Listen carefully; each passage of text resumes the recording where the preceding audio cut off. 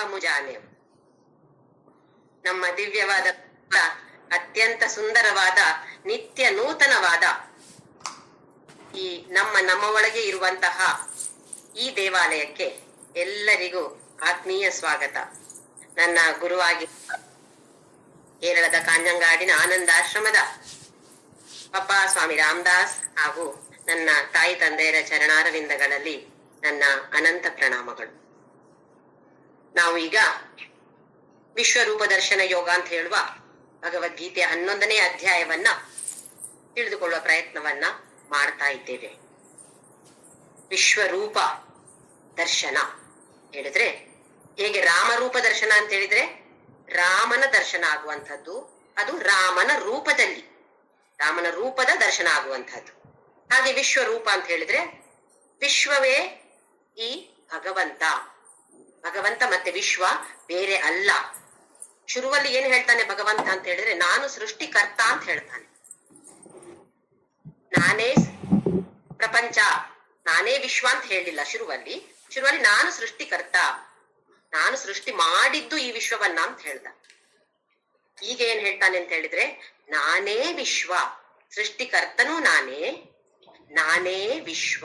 ಹೇಗೆ ಒಂದು ಜೇಡ ತನ್ನದೇ ಬಾಯಿಂದ ಬರುವಂತ ಒಂದು ಲೋಳೆಯಿಂದ ಒಂದು ಕಟ್ಟತ್ತೆ ನೋಡಿ, ಜೇಡರ ಗೂಡು ಕಟ್ಟತ್ತೆ, ಅದರಿಂದಲೇ ಬಂದಿರೋದು, ಅದುವೇ ಅದು ಜೇಡ. ಹಾಗೆ ಇಲ್ಲಿ ವಿಶ್ವವೇ ತಾನಾಗಿದ್ದಾನೆ ಆ ಪರಮಾತ್ಮ. ಒಂದು ಉದಾಹರಣೆಗೆ ಹೇಳ್ಬೇಕು ಅಂತ ಹೇಳಿದ್ರೆ, ಈಗ ಚಿನ್ನ, ನಾವು ಬಂಗಾರದ ಕಿವಿ ಓಲೆ ಮಾಡಿಸ್ಬೋದು, ಅಥವಾ ಒಂದು ಸರ ಮಾಡಿಸ್ಬೋದು, ಅಥವಾ ಬಳೆ ಮಾಡಿಸ್ಬೋದು, ಉಂಗುರ ಮಾಡಿಸ್ಬೋದು. ಈಗ 1 ಅಥವಾ 2 ಪವನಿನ ಒಂದು ಸರ ಮಾಡಿಸಿದ್ದೇನೆ, ಒಂದು ಬಳೆ ಮಾಡಿಸಿದ್ದೇನೆ, ಇನ್ನೊಂದು ಕಿವಿಯ ಓಲೆ ಮಾಡಿಸಿದ್ದೇನೆ ಅಂತ ಅನ್ಕೊಳ್ಳೋಣ. ಈಗ ಕೇಳಿದ್ರೆ ಬೆಲೆ ಯಾವುದಕ್ಕೆ ಜಾಸ್ತಿ? ಸರ ಜಾಸ್ತಿಯಾ, ಕಿವಿಯ ಓಲೆ ಜಾಸ್ತಿಯಾ, ಬಳೆ ಜಾಸ್ತಿಯಾ ಅಂತ ಕೇಳಿದ್ರೆ ನಾವೇನ್ ಹೇಳ್ತೀವಿ? ಎಲ್ಲದಕ್ಕೂ ಒಂದೇ. ಯಾಕೆಂದ್ರೆ 2 ಪವನು ತಾನೇ ಇರೋದು ಅದ್ರಲ್ಲಿ. ಆಕಾರ ರೂಪ ಮಾತ್ರ ಬೇರೆ. ಅದು ಒಂದು ಬಳೆ ಇರ್ಬೋದು, ಒಂದು ಸರ ಇರ್ಬೋದು, ಒಂದು ಕಿವಿಯ ಓಲೆ ಇರ್ಬೋದು, ಆದ್ರೆ ಅದರಲ್ಲಿ ಇರುವಂತಹದ್ದು ಒಂದೇ ತರದ ಚಿನ್ನ. ಇದು ನಮ್ಗೆ ಗೊತ್ತಿದೆ. ಯಾವುದು ಅಯ್ಯೋ ಇದು ಬೇಡ, ಇದು ಹೋದ್ರೆ ಹೋಗ್ಲಿ ಪರವಾಗಿಲ್ಲ ಅಂತ ಬಿಟ್ಬಿಡ್ತೇವ ನಾವು? ಇಲ್ಲ, ಎಲ್ಲದ್ರಲ್ಲೂ ಒಂದೇ ತರದ ಬೆಲೆ ಬಾಳುವ ಬಂಗಾರ ಇದೆ ಅಂತ ನಮ್ಗೆ ಅರ್ಥಕೊಂಡಾಗ ಇದು ಕಡಿಮೆ ಅಲ್ಲ, ಇದು ಜಾಸ್ತಿ, ಇದು ಕಡಿಮೆ ಅಂತ ಹೇಳೋ ಭಾವನೆ ಬರೋದಿಲ್ಲ ನಮ್ಗೆ. ಅದೇ ತರದಲ್ಲಿ ಇದು ಪ್ರಪಂಚ ಇಡೀ ಆ ಭಗವಂತನೇ ಅಂತ ಹೇಳುವಾಗ, ಈ ಮನುಷ್ಯ ಜಾಸ್ತಿ ನನಗೆ ಪ್ರೀತಿ, ಈ ಮನುಷ್ಯನನ್ನ ನಾನು ದ್ವೇಷ ಮಾಡ್ತೇನೆ ಅಂತ ನಾವು ಹೇಗೆ ಹೇಳಕ್ಕಾಗತ್ತೆ? ಮನುಷ್ಯನನ್ನಾಗ್ಲಿ, ಯಾವುದೇ ಒಂದು ಪ್ರಾಣಿಯನ್ನಾಗ್ಲಿ, ವಸ್ತುವಾಗ್ಲಿ, ಯಾವುದೇ ಒಂದು ಪರಿಸ್ಥಿತಿಯನ್ನಾಗ್ಲಿ, ಇದು ನನ್ಗೆ ಬೇಡ, ಇದು ನನ್ಗೆ ಬೇಕು ಅಂತ ಹೇಗೆ ಹೇಳ್ಬೋದು ನಾವು? ಹೇಳಕ್ ಸಾಧ್ಯನೇ ಇಲ್ಲ. ಯಾವಾಗ ನಮಗೆ ಈ ಪ್ರಪಂಚವೇ ಭಗವಂತ ಅಥವಾ ಭಗವಂತನೇ ಪ್ರಪಂಚ ಅಂತ ನಮ್ಮ ಅನುಭವಕ್ಕೆ ಬಂದಾಗ ನಮಗೆ ಯಾವ ಭೇದ ಭಾವವು ಬರಲು ಅಸಾಧ್ಯ. ಇನ್ನೊಂದು ತರದಲ್ಲಿ ಹೇಳ್ಬೇಕು ಅಂತ ಹೇಳಿದ್ರೆ, ಸಮುದ್ರ, ನಾವೆಲ್ಲ ಸಮುದ್ರವನ್ನ ನೋಡಿದ್ದೇವೆ. ಸಮುದ್ರದ ತೀರದಲ್ಲಿ ಚೆನ್ನಾಗಿ ಆಟ ಆಡಕ್ಕೆ ಹೋಗ್ತೇವೆ. ಏನ್ ಹೇಳ್ತೇವೆ ನಾವು? ಒಬ್ರು ಹೇಳ್ತಾರೆ ನಾ ಸಮುದ್ರದಲ್ಲಿ ಆಡಿ ಬಂದೆ, ಇನ್ನೊಬ್ಬ ಹೇಳ್ತಾನೆ ನಾನು ನೀರಲ್ಲಿ ಆಟ ಆಡಿ ಬಂದೆ, ಇನ್ನೊಬ್ಬ ಹೇಳ್ತಾನೆ ನಾನು ತೆರೆಗಳ ಜೊತೆ, ಅಲೆಗಳ ಜೊತೆ ಆಟ ಆಡಿ ಬಂದೆ. ನಾನು ಆಡಿದ್ದು ಮಾಡಿದ್ದು ಒಂದೇ ತಾನೇ. ಅದು ಹೇಗೆ ನೀರು, ಸಮುದ್ರ ಅಂತ ಹೇಳಿದ್ರೆ ನೀರು, ಅಲೆ ಅಂತ ಹೇಳಿದ್ರೆ ನೀರು, ಹಾಗೆಯೇ ಆ ಪರಬ್ರಹ್ಮ ಅಂತ ಹೇಳೋದು ನೀರಿನ ತರ. ಪರಬ್ರಹ್ಮನನ್ನ ನೀರು ಅಂತ ನಾವು ಇಲ್ಲಿ ಈ ಉದಾಹರಣೆಯಲ್ಲಿ ನಾವು ಅರಿತುಕೊಳ್ಬಹುದು. ಅದರಲ್ಲಿ ಸಮುದ್ರ ಅಂತ ಹೇಳಿದ್ರೆ ಈ ವಿಶ್ವರೂಪ, ನೀರೇ ಇರೋದು ಸಮುದ್ರದಲ್ಲಿ.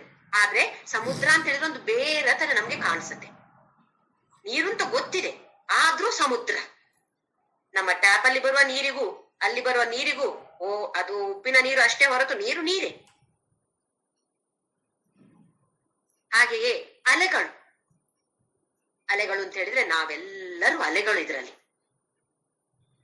ಒಂದು ಸಣ್ಣ ಅಲೆ ಇರ್ಬೋದು, ಒಂದು ದೊಡ್ಡ ಅಲೆ ಇರ್ಬೋದು. ಕೆಲವು ತೀರದವರೆಗೆ ಬರುತ್ತೆ, ಕೆಲವು ಸ್ವಲ್ಪದ್ರಲ್ಲೇ ಬಂದು ಅಲ್ಲಿಂದಲೇ ಮತ್ತೆ ಹಿಂದಕ್ಕೆ ಹೋಗ್ಬಿಡತ್ತೆ. ಹಾಗೆ ನಾವೆಲ್ಲರೂ ಕೂಡ ಅಲೆಗಳ ತರ. ಆ ಈಶ್ವರ ಅಂತ ಹೇಳೋನು ಅದು ವಿಶ್ವರೂಪ, ಅಥವಾ ಇಲ್ಲಿ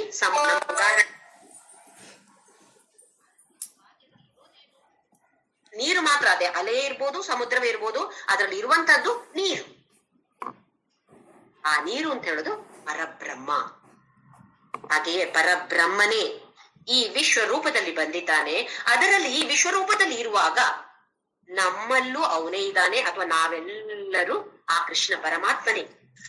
ಅದಕ್ಕೆ ನಾವು ಹರಿ ಓಂ, ಅಥವಾ ಕೆಲವರು ಕಂಡಾಗ ಜೈ ಶ್ರೀರಾಮ್, ಜೈ ಶ್ರೀ ಕೃಷ್ಣ ಅಂತ ಬೇರೆ ಬೇರೆ ತರದ ಪದ್ಧತಿ ನಮ್ಮ ಸನಾತನ ಧರ್ಮದಲ್ಲಿದೆ. ಯಾಕೆ?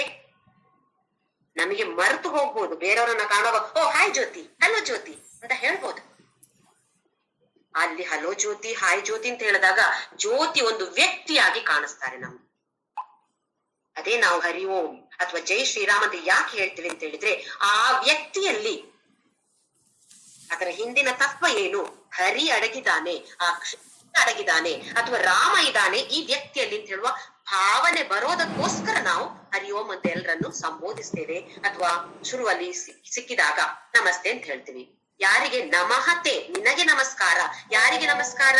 ಆ ವ್ಯಕ್ತಿಗೆ ನಮಸ್ಕಾರ ಅಲ್ಲ. ಅಲ್ಲಿ ವ್ಯಕ್ತಿಯ ಒಳಗೆ ಇರುವಂತಹ ಆ ತತ್ವ ಇದೆಯಲ್ಲ, ಪರಮಾತ್ಮ ಇದ್ದಾನೆ, ಆ ಜೀವಾತ್ಮನಲ್ಲಿ ಪರಮಾತ್ಮ ಇದ್ದಾನೆ, ಆ ಪರಮಾತ್ಮನಿಗೆ ನಾವು ನಮಹತೆ ಅಂತ ಹೇಳುವಂತ.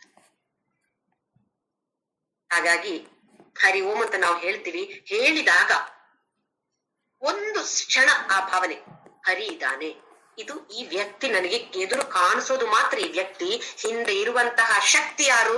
ಆ ಪರಮಾತ್ಮ. ಆ ಪರಮಾತ್ಮನಿಗೆ ನಾನು ನಮಸ್ಕಾರ ಮಾಡ್ತೇನೆ. ಆ ಒಂದು ಭಾವನೆಯನ್ನ ನಮ್ಮ ಮನಸ್ಸಿನಲ್ಲಿ ತಂದುಕೊಂಡು ಆಮೇಲೆ ಆ ವ್ಯಕ್ತಿ ಜೊತೆ ನಮ್ಮ ವ್ಯವಹಾರ, ಲೌಕಿಕ ವ್ಯವಹಾರನ ಮಾಡ್ಬೋದು. ಮಾಡ್ಲೇಬೇಕು. ಲೌಕಿಕವಾಗಿ ನಾವು ಬದುಕಿಕೊಂಡಿರುವಾಗ ಲೌಕಿಕ ವ್ಯವಹಾರ ನಡಿಲೇಬೇಕು. ಆ ವ್ಯವಹಾರದ ಹಿಂದೆ ಆ ತತ್ವವನ್ನ ನಾವು ಯಾವತ್ತೂ ಮರಿಬಾರ್ದು. ಆ ತತ್ವ ನಮ್ಗೆ ಜ್ಞಾಪಕಕ್ಕೆ ಇರತ್ತೋ, ಯಾರ ಮೇಲೆಯೂ ನಮ್ಗೆ ದ್ವೇಷ ಇಲ್ಲ, ಕೋಪ ಇಲ್ಲ, ಆ ತರದ ಭಾವನೆ ಬರೋದು ಚಾನ್ಸೇ ಇಲ್ಲ ನಮ್ಗೆ. ಇದನ್ನ ನಾವು ಸ್ವಲ್ಪ ಸ್ವಲ್ಪವಾಗಿ ನಮ್ಮ ಮನಸ್ಸಲ್ಲಿ ತಂದುಕೊಳ್ಳುವಂತಹ ಪ್ರಯತ್ನವನ್ನ ಮಾಡ್ಬೇಕು. ಮನಸ್ಸಿಗೆ ಶಿಕ್ಷಣವನ್ನ ಕೊಡ್ತಾನೆ ಇರ್ಬೇಕು, ಟ್ರೈನಿಂಗ್ ಮಾಡ್ತಾನೆ ಇರ್ಬೇಕು. ಈಗ ಯಾರ ಮೇಲೆಲ್ಲ ನೋಡಿ ಸೇರಿದಾಗ ಎಷ್ಟು ಕಠಿಣವಾದ ಅವರಿಗೆ ಅಭ್ಯಾಸವನ್ನ ಮಾಡಿಸ್ತಾರೆ. ಕೆಲವೊಂದ್ಸಲ ಅವರಿಗೆ ಬಿಟ್ಟು ಹೋಗೋಣ, ನನ್ನ ಕೈಲಿ ಆಗಲ್ಲ ಅಂತ ಅನ್ಸತ್ತೆ. ಆದ್ರೂ ಒಂದು ದೇಶ ಪ್ರೇಮದ ಮೇಲೆ ಅದನ್ನೇ ಒಂದು ಧ್ಯೇಯವಾಗಿ ಇಟ್ಟುಕೊಂಡು ಅವರೆಲ್ಲ ಮುಂದುವರೆದಿದ್ದಾರೆ. ಅವ್ರು ಹಾಗಿರುವ ಕಾರಣ ನಾವಿಷ್ಟು ಆರಾಮದಲ್ಲಿ ಜೀವನ ನಡೆಸ್ತಾ ಇದ್ದೇವೆ. ಹಾಗಿರುವಾಗ ಪರಮಾತ್ಮನನ್ನ ಈ ವಿಶ್ವದಲ್ಲಿ ಕಾಣಬೇಕು, ಎಲ್ಲರಲ್ಲೂ ಕಾಣಬೇಕು ಅಂತ ಹೇಳಿದ್ರೆ ಎಷ್ಟು ಶಿಕ್ಷಣವನ್ನ ನಾವು ಕೊಡಬೇಕು ನಮ್ಮ ಮನಸ್ಸಿಗೆ. ಹೀಗೆ ಶಿಕ್ಷಣವನ್ನ ಕೊಡ್ತಾ ಕೊಡ್ತಾ ಕೊಡ್ತಾ ಮನಸ್ಸು ಸುಂದರವಾಗಿ ನಿರ್ಮಲವಾಗಿ ತಯಾರಾಗತ್ತೆ. ಇದೇ ಆ ದಿವ್ಯ ಚಕ್ಷು. ಬೇರೆ ಇನ್ನು ಏನೋ ವಸ್ತು ಬೇರೆ ಹಾಕೊಂಡು ಕನ್ನಡಕ ಹಾಕೊಂಡು ನೋಡುವಂಥದ್ದಲ್ಲ. ಮನಸ್ಸಿನ ಯಾವತ್ತು ಮನಸ್ಸು ನಿರ್ಮಲವಾಗತ್ತೋ, ಅತ್ಯಂತ ಯಾವ ಮಲವೂ ಇಲ್ಲದೆ, ಯಾರ ಮೇಲೆಯೂ ಸಿಟ್ಟು ಇಲ್ಲದೆ, ಯಾವ ಹಿಂಸಾತ್ಮಕ ಭಾವನೆ ಇಲ್ಲದೆ, ರಾಗದ್ವೇಷ ಎಲ್ಲವನ್ನು ಬಿಟ್ಟು ಹೀಗೆ ನಮ್ಮನ್ನ ಮುಂದೆ ತಗೊಂಡು ಹೋಗೋದು ಅವನೇ. ಹಾಗಾಗಿ ನಾವು ಪ್ರೇಯರ್ ಮಾಡಿದಾಗ, ಪ್ರಾರ್ಥನೆ ಮಾಡಿದಾಗ ನಂಗೆ ಅದು ಕೊಡು, ನಂಗಿದು ಕೊಡು, ನಂಗಿದು ಕೊಡು ಅಂತ ಹೇಳುವ ಲೌಕಿಕ ಇದನ್ನ ಬಿಟ್ಟು, ಕೋರಿಕೆಗಳನ್ನ ಬಿಟ್ಟು ಎಲ್ಲರಲ್ಲೂ ನನ್ನೇ ನಾನು ಕಾಣುವ ಹಾಗೆ ಮಾಡು. ನನಗೆ ವಿಶ್ವರೂಪ ದರ್ಶನ ಆಗಲಿ. ನನಗೆ ಶ್ರೀರಾಮ ದರ್ಶನ, ಶ್ರೀಕೃಷ್ಣ ದರ್ಶನ ಆದ್ರೆ ಮತ್ತೆ ಒಂದು ಸ್ವಲ್ಪ ಹೊತ್ತಿರ್ಬೋದು, ಮತ್ತೆ ಹೋಗ್ಬೋದು. ಆದ್ರೆ ಈ ವಿಶ್ವ ನನ್ನ ಮುಂದೆ ಇದೆ. ಈ ವಿಶ್ವದಲ್ಲಿ ನಿನ್ನನ್ನೇ ನಾನು ಕಾಣಬೇಕು. ಪ್ರತಿಯೊಂದು ವ್ಯಕ್ತಿಯಲ್ಲಿಯೂ ನಿನ್ನನ್ನೇ ನಾನು ಕಾಣಬೇಕು. ನಿನ್ನ ಸೇವೆಯನ್ನ ನಾನು ಮಾಡಬೇಕು, ನಿನ್ನನ್ನ ಪ್ರೀತಿ ಮಾಡಬೇಕು. ಎಲ್ಲರಲ್ಲೂ ನಿನ್ನನ್ನು ಕಂಡು ಎಲ್ಲರನ್ನು ಪ್ರೀತಿಸಿ ಎಲ್ಲರ ಸೇವೆಯನ್ನು ನಾನು ಮಾಡುವಂತಹ ಭಾಗ್ಯವನ್ನ ನನಗೆ ಕರುಣಿಸು ಅಂತ ನಾವು ಆ ಕೃಷ್ಣ ಪರಮಾತ್ಮನಲ್ಲಿ ದಿನನಿತ್ಯ ಖಂಡಿತ ಪ್ರಾರ್ಥನೆ ಮಾಡಿಕೊಳ್ಳೋಣ. ದಿನನಿತ್ಯ ಮಾಡಿದಾಗ ಸ್ವಲ್ಪ ಸ್ವಲ್ಪವಾಗಿ ಆದರೂ ನಾವು ಮುಂದಕ್ಕೆ ನಮ್ಮನ್ನ ಎಳೆದುಕೊಂಡು ಆ ಕೃಷ್ಣ ಪರಮಾತ್ಮ ಕರೆದುಕೊಂಡು ಹೋಗ್ತಾನೆ. ಇಲ್ಲೀಗ ಅರ್ಜುನ ಕೇಳಿದಾನೆ, ಕೋರಿಕೆಯನ್ನ ಮುಂದಿಟ್ಟಿದ್ದಾನೆ. ಕೃಷ್ಣ, ನೀನು ಹೇಳಿದ್ದೆಲ್ಲ ನನ್ಗೆ ಸ್ವಲ್ಪ ಸ್ವಲ್ಪ ಅರ್ಥ ಆಗಿದೆ. ಆದ್ರೆ ನನಗೆ ಒಂದು ಸಲ ನಿನ್ನ ಈ ಅಲೌಕಿಕ ರೂಪವನ್ನ, ಈ ಬ್ರಹ್ಮಾಂಡವೇ ನಿನ್ನಲ್ಲಿದೆ ಅಂತ ಹೇಳ್ತೀಯಲ್ಲ ಕೃಷ್ಣ, ನನ್ಗೊಂದು ಸಲ ಆ ಬ್ರಹ್ಮಾಂಡ ಸ್ವರೂಪವನ್ನ, ವಿಶ್ವರೂಪವನ್ನ ನನಗೆ ಒಂದು ಸಲ ತೋರಿಸ್ತೀಯ. ನಾನು ನೋಡ್ಲಿಕ್ಕೆ ಸಾಧ್ಯ ಅಂತ ನೀನು ಅನ್ಕೊಂಡ್ರೆ ನನಗೆ ತೋರಿಸು. ಸಾಧ್ಯ ಅಂತ ಯಾಕೆ ಸಂಶಯ ಬರ್ತಾ ಇದೆ? ಸಾಧ್ಯ ಇರ್ಬೋದೋ ಅಸಾಧ್ಯ ಇರ್ಬೋದೋ ಅಂತ ಯಾಕೆ ಸಂಶಯ? ಮನಸ್ಸು ಇನ್ನು ನಿರ್ಮಲವಾಗಲಿಲ್ಲ. ನಿರ್ಮಲವಾದಾಗ ಆ ಸಂಶಯವೇ ಬರೋದಿಲ್ಲ. ಈಗ ನೋಡೋಣ ಕೃಷ್ಣ ಏನ್ ಹೇಳ್ತಾನೆ. 5ನೇ ಶ್ಲೋಕ 11ನೇ ಅಧ್ಯಾಯ.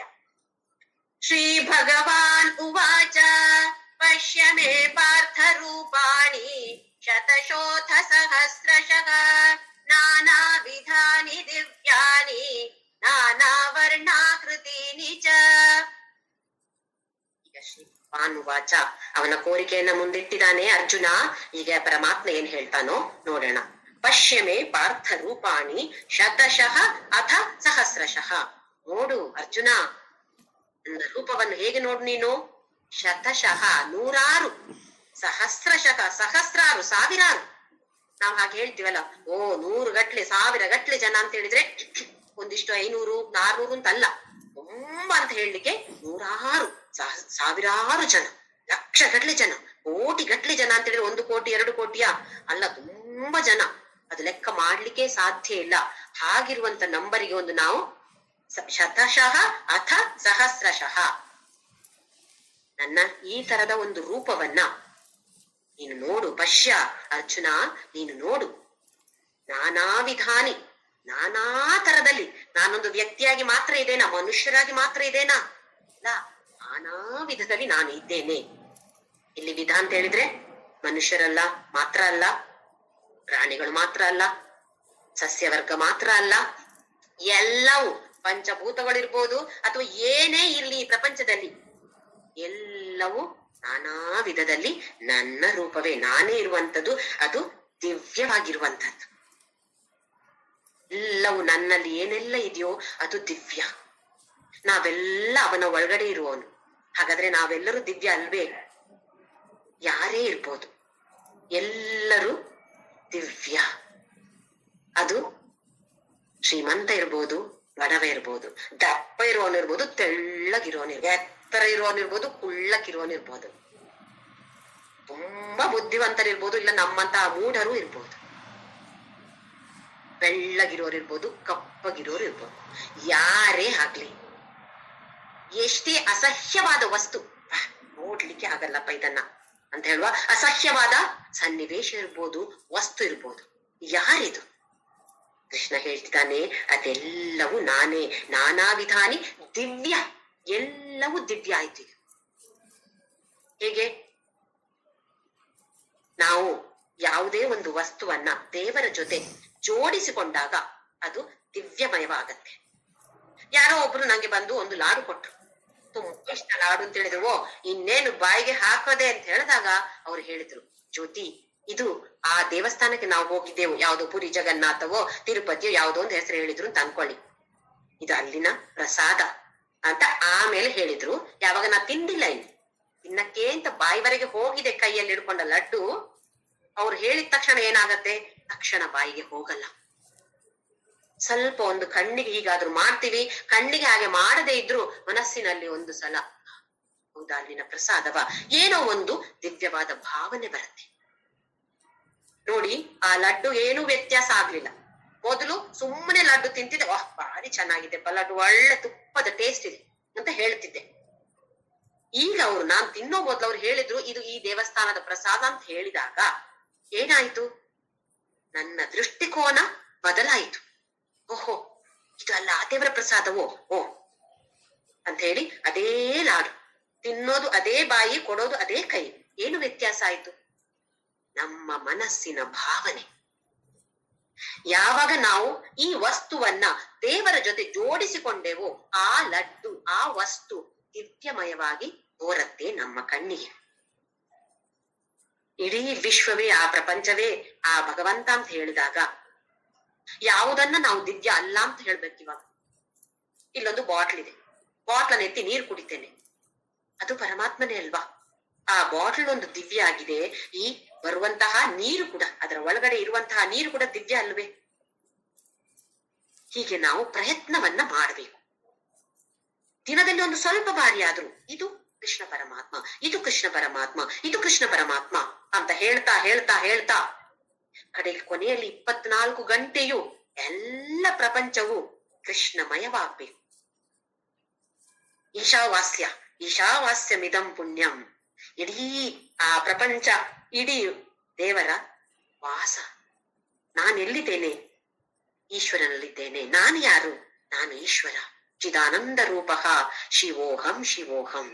ಈ ಭಾವನೆ ನಮ್ಮಲ್ಲಿ ಬೆಳೆಯುವುದಕ್ಕೆ ನಮ್ಮ ಮನಸ್ಸಿನ ಟ್ರೈನಿಂಗ್ ಅನ್ನ ಪದೇ ಪದೇ ಪದೇ ಪದೇ ಮಾಡ್ತಾನೆ ಇರ್ಬೇಕು. ತುಂಬಾ ಸಲ ಫೇಲ್ ಆಗ್ತಿವೆ ನಾವು, ಪ್ರತಿ ಸಲವೂ ಉತ್ತೀರ್ಣರಾಗೋದಿಲ್ಲ ನಾವು, ಕಷ್ಟ ಅನ್ಸತ್ತೆ. ಆದ್ರೂ ನಾವೆಲ್ಲರೂ ಸಾಧಕರು, ನಾವೆಲ್ಲ ಬರೇ ಭಕ್ತರು ಅಲ್ಲ. ಈಗ ನಾವೆಲ್ಲರೂ ಸಾಧಕರು.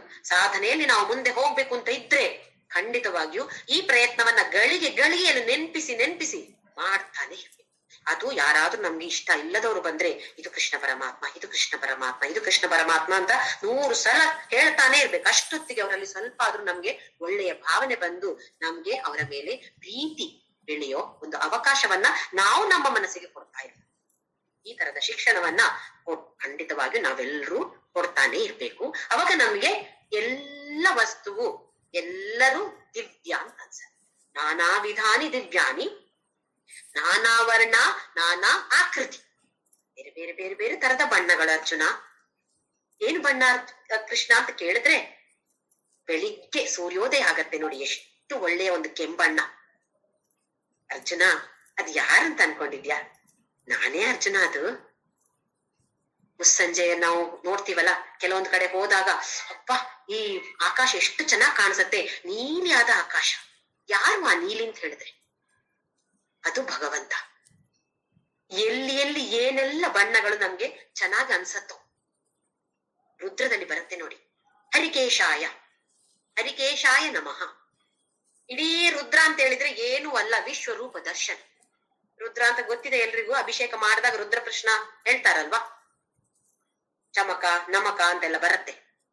ಆ ರುದ್ರದಲ್ಲಿ ಬರುವಂತದ್ದು ಎಲ್ಲವೂ ವಿಶ್ವರೂಪ ದರ್ಶನ. ಒಬ್ಬ ಕಳ್ಳನನ್ನು ಶಿವ ಅಂತ ಅದ್ರಲ್ಲಿ ಹೇಳೋದು, ಬೇರೆ ಯಾರು ಅಲ್ಲ, ಆ ಕಳ್ಳನು ಕೂಡ ಶಿವನೇ. ಹರಿಕೇಶಾಯ ಅಂತ ಬರುತ್ತೆ ನೋಡಿ. ಹರಿಕೇಶಾಯ ಅಂತ ಹೇಳಿದ್ರೆ, ಯಾವ ಶಿವನಿಗೆ ಹಸಿರು ಬಣ್ಣದ ಕೂದಲಿದ್ಯೋ, ಇದೇನು ಶಿವ ಏನಾದ್ರೂ ಕಲರ್ ಹಾಕೊಂಡಿದ್ದಾನೆ ಏನು? ಹಸಿರು ಬಣ್ಣದ್ದು. ಬೇರೆಲ್ಲ ಬಣ್ಣ ನೋಡ್ತೀವಿ, ಹಸಿರು ಬಣ್ಣ ನಾನು ಸರಿಯಾಗಿ ನೋಡಿಲ್ಲ ಯಾರ ಹತ್ರನು. ಇವಾಗ ಎಲ್ಲ ಕಲರ್ದು ಹಾಕ್ತಾರಲ್ಲ ತಲೆಗೆ, ಹಾಗೆ ಬಣ್ಣ ಹಾಕೊಂಡಿದ್ದಾನೇನು ಶಿವ? ಇಲ್ಲ. ಏನನ್ನ ಹೇಳ್ತಿದ್ದಾರೆ ಇಲ್ಲಿ ಅಂತ ಹೇಳಿದ್ರೆ, ಎಲ್ಲೆಲ್ಲಿ ಗಿಡ ಮರಗಳು ಕಾಣಿಸತ್ತೋ ಅಲ್ಲಿ ಎಲ್ಲ ಹಸಿರಾದ ಎಲೆಗಳು ಕಾಣಿಸಿದ್ರೆ ಯಾರನ್ನು ನೆನಪು ಮಾಡ್ಕೊಳ್ಬೇಕು?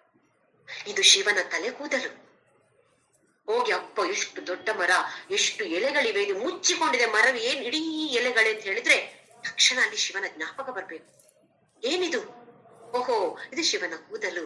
ಯಾಕೆಂತ ಹೇಳಿದ್ರೆ ರುದ್ರದಲ್ಲಿ ಹಾಗೆ ಹೇಳಿದ್ದಾರೆ. ನಮ್ಮ ಪುರುಷ ಸೂಕ್ತ, ಸಹಸ್ರ ಶೀರ್ಷಃ ಪುರುಷಃ ಸಹಸ್ರಾಕ್ಷಃ ಸಹಸ್ರಪಾತ್, ಸಹಸ್ರ ಶೀರ್ಷಃ ಪುರುಷಃ. ಸಹಸ್ರ ಸಹಸ್ರ ಶೀರ್ಷ, ಶೀರ್ಷ ಅಂತ ಹೇಳಿದ್ರೆ ತಲೆ. ಯಾರಿದು? ಅಂತಹ ಪುರುಷನೇ ಈ ಪರಮಾತ್ಮ. ಸಹಸ್ರ ಅಕ್ಷಃ, ಸಹಸ್ರ ಸಾವಿರಾರು ಕಣ್ಣುಗಳಿರೋದು. ಸಹಸ್ರಪಾತ್, ಸಾವಿರಾರು ಪಾದಗಳಿರೋದು. ಎಲ್ಲವೂ ಯಾರಿದು? ಇದು ಆ ಪರಮಾತ್ಮ, ಉತ್ತಮ ಪುರುಷ ಅಥವಾ ಪುರುಷೋತ್ತಮ. ಅದು ಆ ಭಗವಂತ. ಹಾಗೆ ನಮಗೆ ಏನೇನು ಕಂಡ್ರು ತಕ್ಷಣ ನಮ್ಗೆ ಏನೋ ಚೆನ್ನಾಗಿರತ್ತೆ, ಅದ್ಭುತವಾಗಿದೆ ಇದು ಅಂತ ಹೇಳಿದ್ರೆ, ಓಹೋ, ಫಸ್ಟ್ ಏನ್ ಬರುತ್ತೆ ನಮ್ಗೆ? ಈಗ ಒಂದು ಪೇಂಟಿಂಗ್ ನೋಡಿ ನೀವು, ತುಂಬಾ ಚೆನ್ನಾಗಿರೋ ಪೇಂಟಿಂಗ್, ಎಷ್ಟು ಚೆನ್ನಾಗಿದೆ ಆ ಪೇಂಟಿಂಗ್ ಅಂತ ಫಸ್ಟ್ ಹೋಗಿ ನೋಡ್ತೇವೆ. ಅಪ್ಪ ತುಂಬಾ ಚೆನ್ನಾಗಿದೆ. ಸ್ವಲ್ಪ ಹೊತ್ತಾಗ ಯಾರು ಇದನ್ನ ಪೇಂಟ್ ಮಾಡಿದ್ರು, ಎಷ್ಟು ಚೆನ್ನಾಗಿ ಮಾಡಿದ್ರು, ಆ ಸೃಷ್ಟಿಕರ್ತನ ಮೇಲೆ ನಮ್ಮ ಮನಸ್ಸು ಹೋಗತ್ತೆ. ಹಾಗೆ ಈಗ ಡ್ಯಾನ್ಸ್, ತುಂಬಾ ಚೆನ್ನಾಗಿ ಡ್ಯಾನ್ಸ್ ಮಾಡ್ತಾರೆ ನೋಡಿ, ಎಷ್ಟು ಚೆನ್ನಾಗಿತ್ತು ಡ್ಯಾನ್ಸ್ ಅಂತ ಹೇಳ್ತಾರೆ ಫಸ್ಟ್. ಆಮೇಲೆ ಆ ಡ್ಯಾನ್ಸರ್ನ ಬಗ್ಗೆ, ಎಷ್ಟು ಚೆನ್ನಾಗಿ ಮಾಡಿದ್ಲು ರೀ ಅವಳು, ಅಷ್ಟು ಅದ್ಭುತವಾಗಿತ್ತು, ರೋಮಾಂಚನವಾಗಿತ್ತು ಅಂತ ಹೇಳ್ತೀವಿ.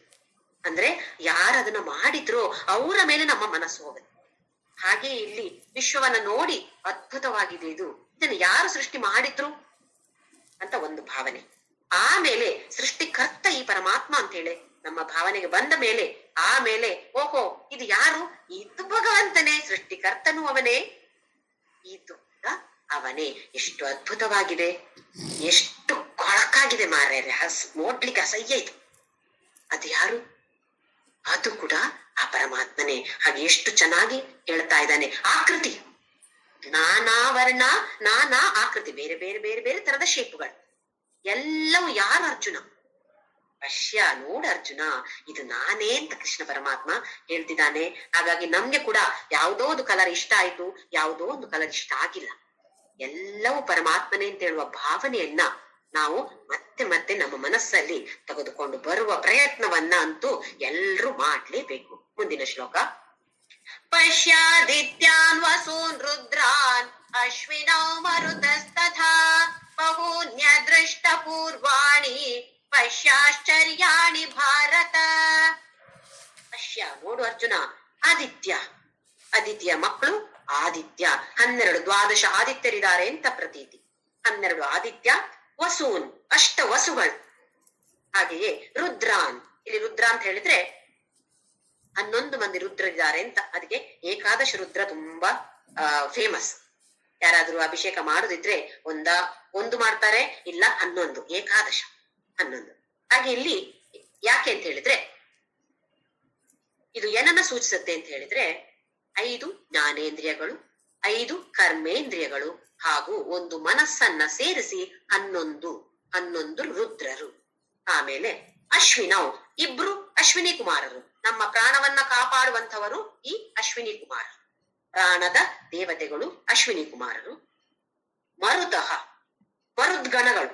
ಮರುತಃ ಅಂತ ಹೇಳಿದ್ರೆ ವಾಯು, 49 ವಾಯುಗಣಗಳಿದೆ ಅಂತೆ. ನಾನಾ ತರದ ವಾಯು ಇದೆ, ಅದರಲ್ಲಿ 49 ತರದ ಮರುದ್ಗಣಗಳು ಇವೆ. ಅವನ್ನೆಲ್ಲ ಎಲ್ಲಿದ್ದಾವೆ ಅವೆಲ್ಲ? ಅದೆಲ್ಲ ಇಲ್ಲಿ ನೋಡು ನೀನು ಅರ್ಜುನ.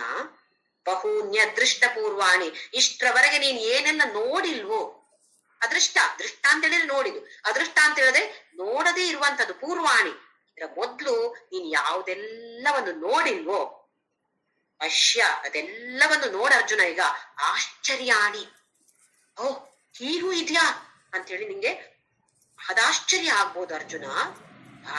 ಭರತ ವಂಶದಲ್ಲಿ ಹುಟ್ಟಿದವನು ಭಾರತ. ಹಾಗಾಗಿ ಅರ್ಜುನನನ್ನ ಭಾರತ ಅಂತ ಸಂಬೋಧಿಸುತ್ತಾನೆ ಆ ಕೃಷ್ಣ ಪರಮಾತ್ಮ.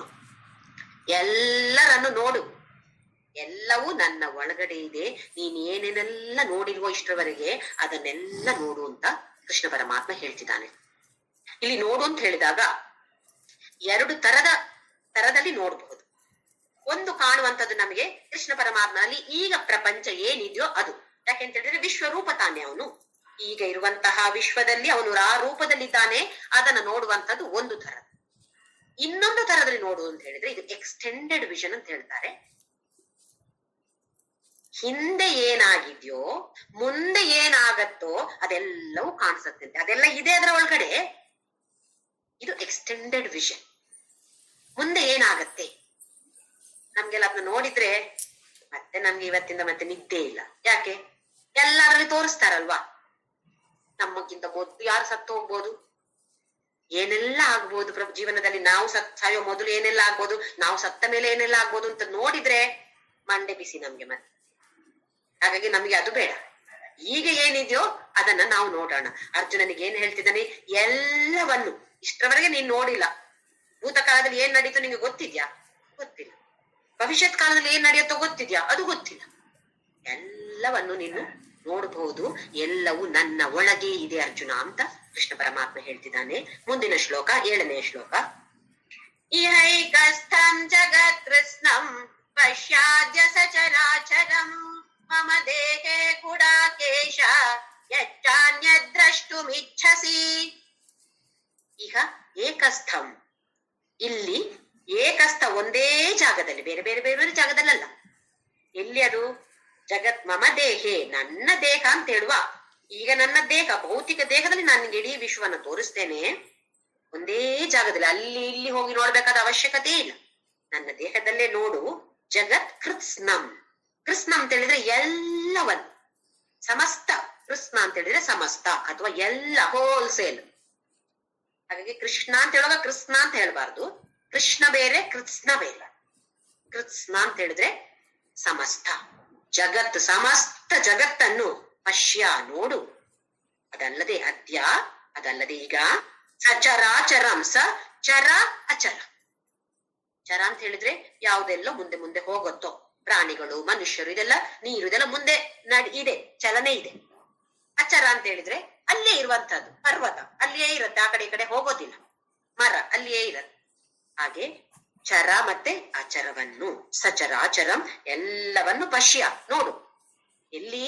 ಮಮ ದೇಹೆ, ನನ್ನ ದೇಹದಲ್ಲಿ, ಒಂದೇ ಜಾಗದಲ್ಲಿ, ಏಕಸ್ಥಂ ಮಮ ದೇಹೆ ಗುಡಾಕೇಶ. ಈಗ ಭಾರತ ಅಂತ ಹಿಂದಿನ ಶ್ಲೋಕದಲ್ಲಿ ಹೇಳ್ದ ಅರ್ಜುನನನ್ನು, ಈಗ ಕೃಷ್ಣ ಪರಮಾತ್ಮ ಗುಡಾಕೇಶ ಅಂತ ಹೇಳ್ತಾನೆ. ಗುಡಾಕ ಅಂತ ಹೇಳಿದ್ರೆ ನಿದ್ದೆ. ಇದನ್ನು ಹಿಂದಿನ ಶ್ಲೋಕದಲ್ಲಿ ನಾವು ಒಂದ್ಸಲ ನೋಡಿದ್ದೇವೆ. ಗುಡಾಕ ಅಂತ ಹೇಳಿದ್ರೆ ನಿದ್ದೆ. ಈಶ ಅಂತ ಹೇಳಿದ್ರೆ ಅದನ್ನ ತನ್ನ ವಶದಲ್ಲಿ ಇಟ್ಟುಕೊಂಡಂಥವನು. ಇಲ್ಲಿ ನಿದ್ದೆ ಅಂತ ಹೇಳಿದ್ರೆ ಅಜ್ಞಾನ.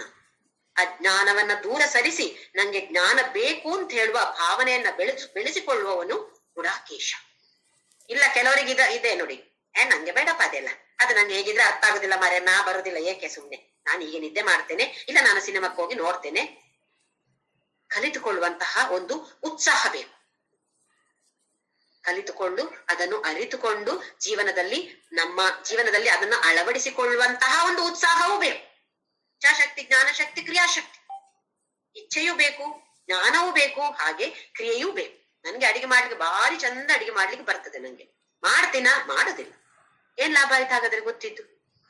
ಹಾಗೆ ಇಲ್ಲಿ ಗುಡಾಕೇಶ, ಇದು ಅರ್ಜುನನಿಗೆ ಮಾತ್ರ ಸಂಬೋಧಿಸಿದ್ದಲ್ಲ, ನಮಗೆ ಎಲ್ರಿಗೂ ಸಂಬೋಧನೆ ಮಾಡಿರುವಂತದ್ದು ಕೃಷ್ಣ. ನಿದ್ದೆಯಿಂದ ಎಬ್ಬಿಸಿ ನಮ್ಮನ್ನು ಹೇಳಿ ಹೇಳಿ ಕಲ್ತುಕೊಳ್ಳಿದೆಲ್ಲ, ಅರಿತುಕೊಳ್ಳಿ, ಎಲ್ಲವನ್ನು ಜ್ಞಾನವನ್ನ ಸಂಪಾದನೆ ಮಾಡಿಕೊಳ್ಳಿ. ಎಷ್ಟು ಕೈಲಾಗತ್ತೋ ಅಷ್ಟು ಜ್ಞಾನವನ್ನ ಸಂಪಾದನೆ ಮಾಡಿಕೊಳ್ಳಿ, ಸಮಯವನ್ನ ವ್ಯರ್ಥ ಮಾಡಬೇಡಿ ಅಂತ ಕೃಷ್ಣ ಮತ್ತೆ ಮತ್ತೆ ನಮ್ಗೆ ಎಚ್ಚರಗೊಳಿಸ್ತಿದ್ದಾನೆ ನಮ್ಮನ್ನೆಲ್ಲರನ್ನು. ಗುಡಾಕೇಶ ಯಚ್ಚಾನ್ಯ ದ್ರಷ್ಟುಮಿಚ್ಛಸಿ, ನೀನು ಏನೆಲ್ಲ ನೋಡ್ಬೇಕು ಅಂತ ಒಂದು ಇಚ್ಛೆ ಬಂದಿದೆಯಲ್ಲ ನಿನ್ಗೆ, ಎಲ್ಲವನ್ನು ನೋಡ ಅರ್ಜುನ. ಒಂದೇ ಜಾಗದಲ್ಲಿ, ಎಲ್ಲೋ ಆ ಕಡೆ ಈ ಕಡೆ ಹೋಗ್ಬೇಡ, ನನ್ನ ದೇಹದಲ್ಲಿ ಎಲ್ಲವನ್ನು ನಾನ್ ನಿಂಗೆ ಈಗ ತೋರಿಸ್ತೇನೆ ಅಂತ ಕೃಷ್ಣ ಹೇಳಿದಾನೆ. ಮುಂದಿನ ಶ್ಲೋಕ 8ನೇ ಶ್ಲೋಕ. ನತು ಮಾಂ ಶಕ್ಯಸೆ ದ್ರಷ್ಟುಂ ಅನೇನೈವ ಸ್ವಚಕ್ಷುಷಾ ದಿವ್ಯಂ ದದಾಮಿ ತೇ ಚಕ್ಷುಃ ಪಶ್ಯ ಮೇ ಯೋಗಮೈಶ್ವರಂ. ಅರ್ಜುನ, ನೋಡ್ಬೇಕು ಅಂತ ಹೇಳಿದ್ಯಲ್ಲ, ನಂಗೆ ಸಾಧ್ಯವ ಕೃಷ್ಣ ಅಂತ ಹೇಳಿದ್ಯಲ್ಲ, ಸುಮ್ನೆ ಸಾಧ್ಯ ಇಲ್ಲ ಅರ್ಜುನ, ಇದು ಹಾಗೆ ನೋಡದಿದ್ರೆ ಅಸಾಧ್ಯ. ನತು ಮಾಂ ಶಕ್ಯಸೆ ದ್ರಷ್ಟುಂ ಅನೇನೈವ ಸ್ವಚಕ್ಷುಷ, ನಿನ್ನ ಸ್ವಂತವಾದ ಭೌತಿಕ ದೈಹಿಕ ಕಣ್ಣುಗಳಿಂದ ನನ್ನನ್ನು ನೋಡ್ಲಿಕ್ಕೆ ಸಾಧ್ಯ ಇಲ್ಲ ಅರ್ಜುನ. ಹೀಗೆ ನೋಡ್ಬೋದು, ನನ್ನ ಈ ಭೌತಿಕ ದೇಹವನ್ನು, ಕೃಷ್ಣನಾಗಿ ಹುಟ್ಟಿದಂತಹ ಈ ಭೌತಿಕ ದೇಹವನ್ನು ನೋಡ್ಬೋದು. ಆದ್ರೆ ಈ ಅಲೌಕಿಕ ಪ್ರಪಂಚದನ್ನ ನನ್ನಲ್ಲಿ ನೋಡ್ಬೇಕು ಅಂತ ಆದ್ರೆ, ಈ ಅಲೌಕಿಕವಾದ ದಿವ್ಯ ಸ್ವರೂಪವನ್ನ ನೀನು ನೋಡ್ಬೇಕು ಅಂತ ಆದ್ರೆ ನಿಂಗೆ ಹಾಗೆ ಸುಮ್ನೆ ಸಾಧ್ಯ ಇಲ್ಲ. ಅದಕ್ಕೆ ಹೆದರ್ಬೇಡ, ನಾನ್ ಕೊಡ್ತೇನೆ. ದಿವ್ಯಂ ದದಾಮಿ ತೇ ಚಕ್ಷುಹು, ನಿಂಗೆ ದಿವ್ಯವಾದ ಚಕ್ಷುವನ್ನ ದದಾಮಿ, ನಾನ್ ಕೊಡ್ತೇನೆ ನಿಂಗೆ. ನಾನು ನಿಂಗೆ ಈ ಚಕ್ಷುವನ್ನ ನಿನ್ಗೆ ಕೊಟ್ಟಾಗ ಪಶ್ಯಮೇ ಯೋಗಮೈಶ್ವರಂ, ನನ್ನ ಈ ಈಶ್ವರೀಯ ಯೋಗ ಶಕ್ತಿಯನ್ನ ನೀನು ನೋಡ್ಲಿಕ್ಕೆ ಸಾಧ್ಯ. ಯಾವಾಗ? ನಾನು ಕೊಟ್ಟ ಈ ದಿವ್ಯ ಚಕ್ಷುವನ್ನ ನೀನು ಹಾಕಿಕೊಂಡಾಗ ಮಾತ್ರ. ಅದನ್ನ ತೆಗ್ದಿಯೋ ಮತ್ತೆ ಈ ಕೃಷ್ಣ ಅಂತ ಹೇಳುವ ಭೌತಿಕ ದೇಹವನ್ನ ಮಾತ್ರ ನೋಡ್ತಿ, ವಿಶ್ವರೂಪ ನಿನಗೆ ಅನುಭವಕ್ಕೆ ಬರೋದಿಲ್ಲ. ಇಲ್ಲಿ ನಾವು ತಿಳಿದುಕೊಳ್ಬೇಕು, ಮತ್ತೆ ಮತ್ತೆ ನಮ್ಮ ಜ್ಞಾಪಿಸ್ಕೊಳ್ಬೇಕು, ನಾವು ತಾತ್ಕಾಲಿಕವಾಗಿ ಆ ಭಗವಂತ ಮತ್ ಅನುಗ್ರಹಾಯ ಅಂತ ಹೇಳಿದಾನೆ ಅರ್ಜುನ 1ನೇ ಶ್ಲೋಕದಲ್ಲಿ. ನನ್ನನ್ನು ಅನುಗ್ರಹಿಸಕ್ಕೋಸ್ಕರವೇ ನೀನು ನನ್ಗೆ ಇದನ್ನೆಲ್ಲ ಹೇಳ್ಕೊಟ್ಟಿದ್ದೀ, ಹಾಗೆಯೇ ನನ್ನನ್ನು ಅನುಗ್ರಹಿಸಕ್ಕೋಸ್ಕರ ನನಗೆ ಈ ದಿವ್ಯ ಚಕ್ಷುವನ್ನ ತಾತ್ಕಾಲಿಕವಾಗಿ ಕೊಡ್ತಾ ಇದ್ದಾನೆ ಆ ಪರಮಾತ್ಮ. ಪರ್ಮನೆಂಟ್ ಆಗಿ ಕೊಟ್ಟಿಲ್ಲ. ಯಾಕೆ? ಸಾಧನೆ ಮಾಡಿದ್ದು ಸಾಕಾಗಿಲ್ಲ ಅರ್ಜುನ. ಸಾಧನೆ ಮಾಡಿದ್ದು ಸಾಕಾಗಿಲ್ಲ ಅಂತ ಹೇಗ್ ಗೊತ್ತಾಗತ್ತೆ? ಅರ್ಥ ಆಯ್ತಲ್ಲ, 1ನೇ ಅಧ್ಯಾಯ ಇಡೀ ವಿಷಾದವೇ. ನಮಗೆ ಯಾವತ್ತಾದ್ರೂ ವಿಷಾದ ಇದೆಯೋ ನೆನ್ಪಿಟ್ಕೊಳ್ಬೇಕು. ಓ ಕೃಷ್ಣ ಇಲ್ಲ, ನಾನು ಕೃಷ್ಣನನ್ನ ಮರ್ತಿದ್ದೇನೆ, ಕೃಷ್ಣನನ್ನ ಮರ್ತು ಹೋದಾಗ ಮಾತ್ರ ನನ್ಗೆ ಆ ವಿಷಾದ. ಯಾವತ್ತು ನಮ್ಗೆ ಕೃಷ್ಣ ಜ್ಞಾಪಕದಲ್ಲಿ ಇರ್ತಾನೋ ಖಂಡಿತವಾಗಿ ವಿಷಾದ ಇಲ್ವೇ ಇಲ್ಲ. ಬರೀ ಸಂತೋಷ, ಹರ್ಷಮಯವಾಗತ್ತೆ ಆ ಜೀವನ.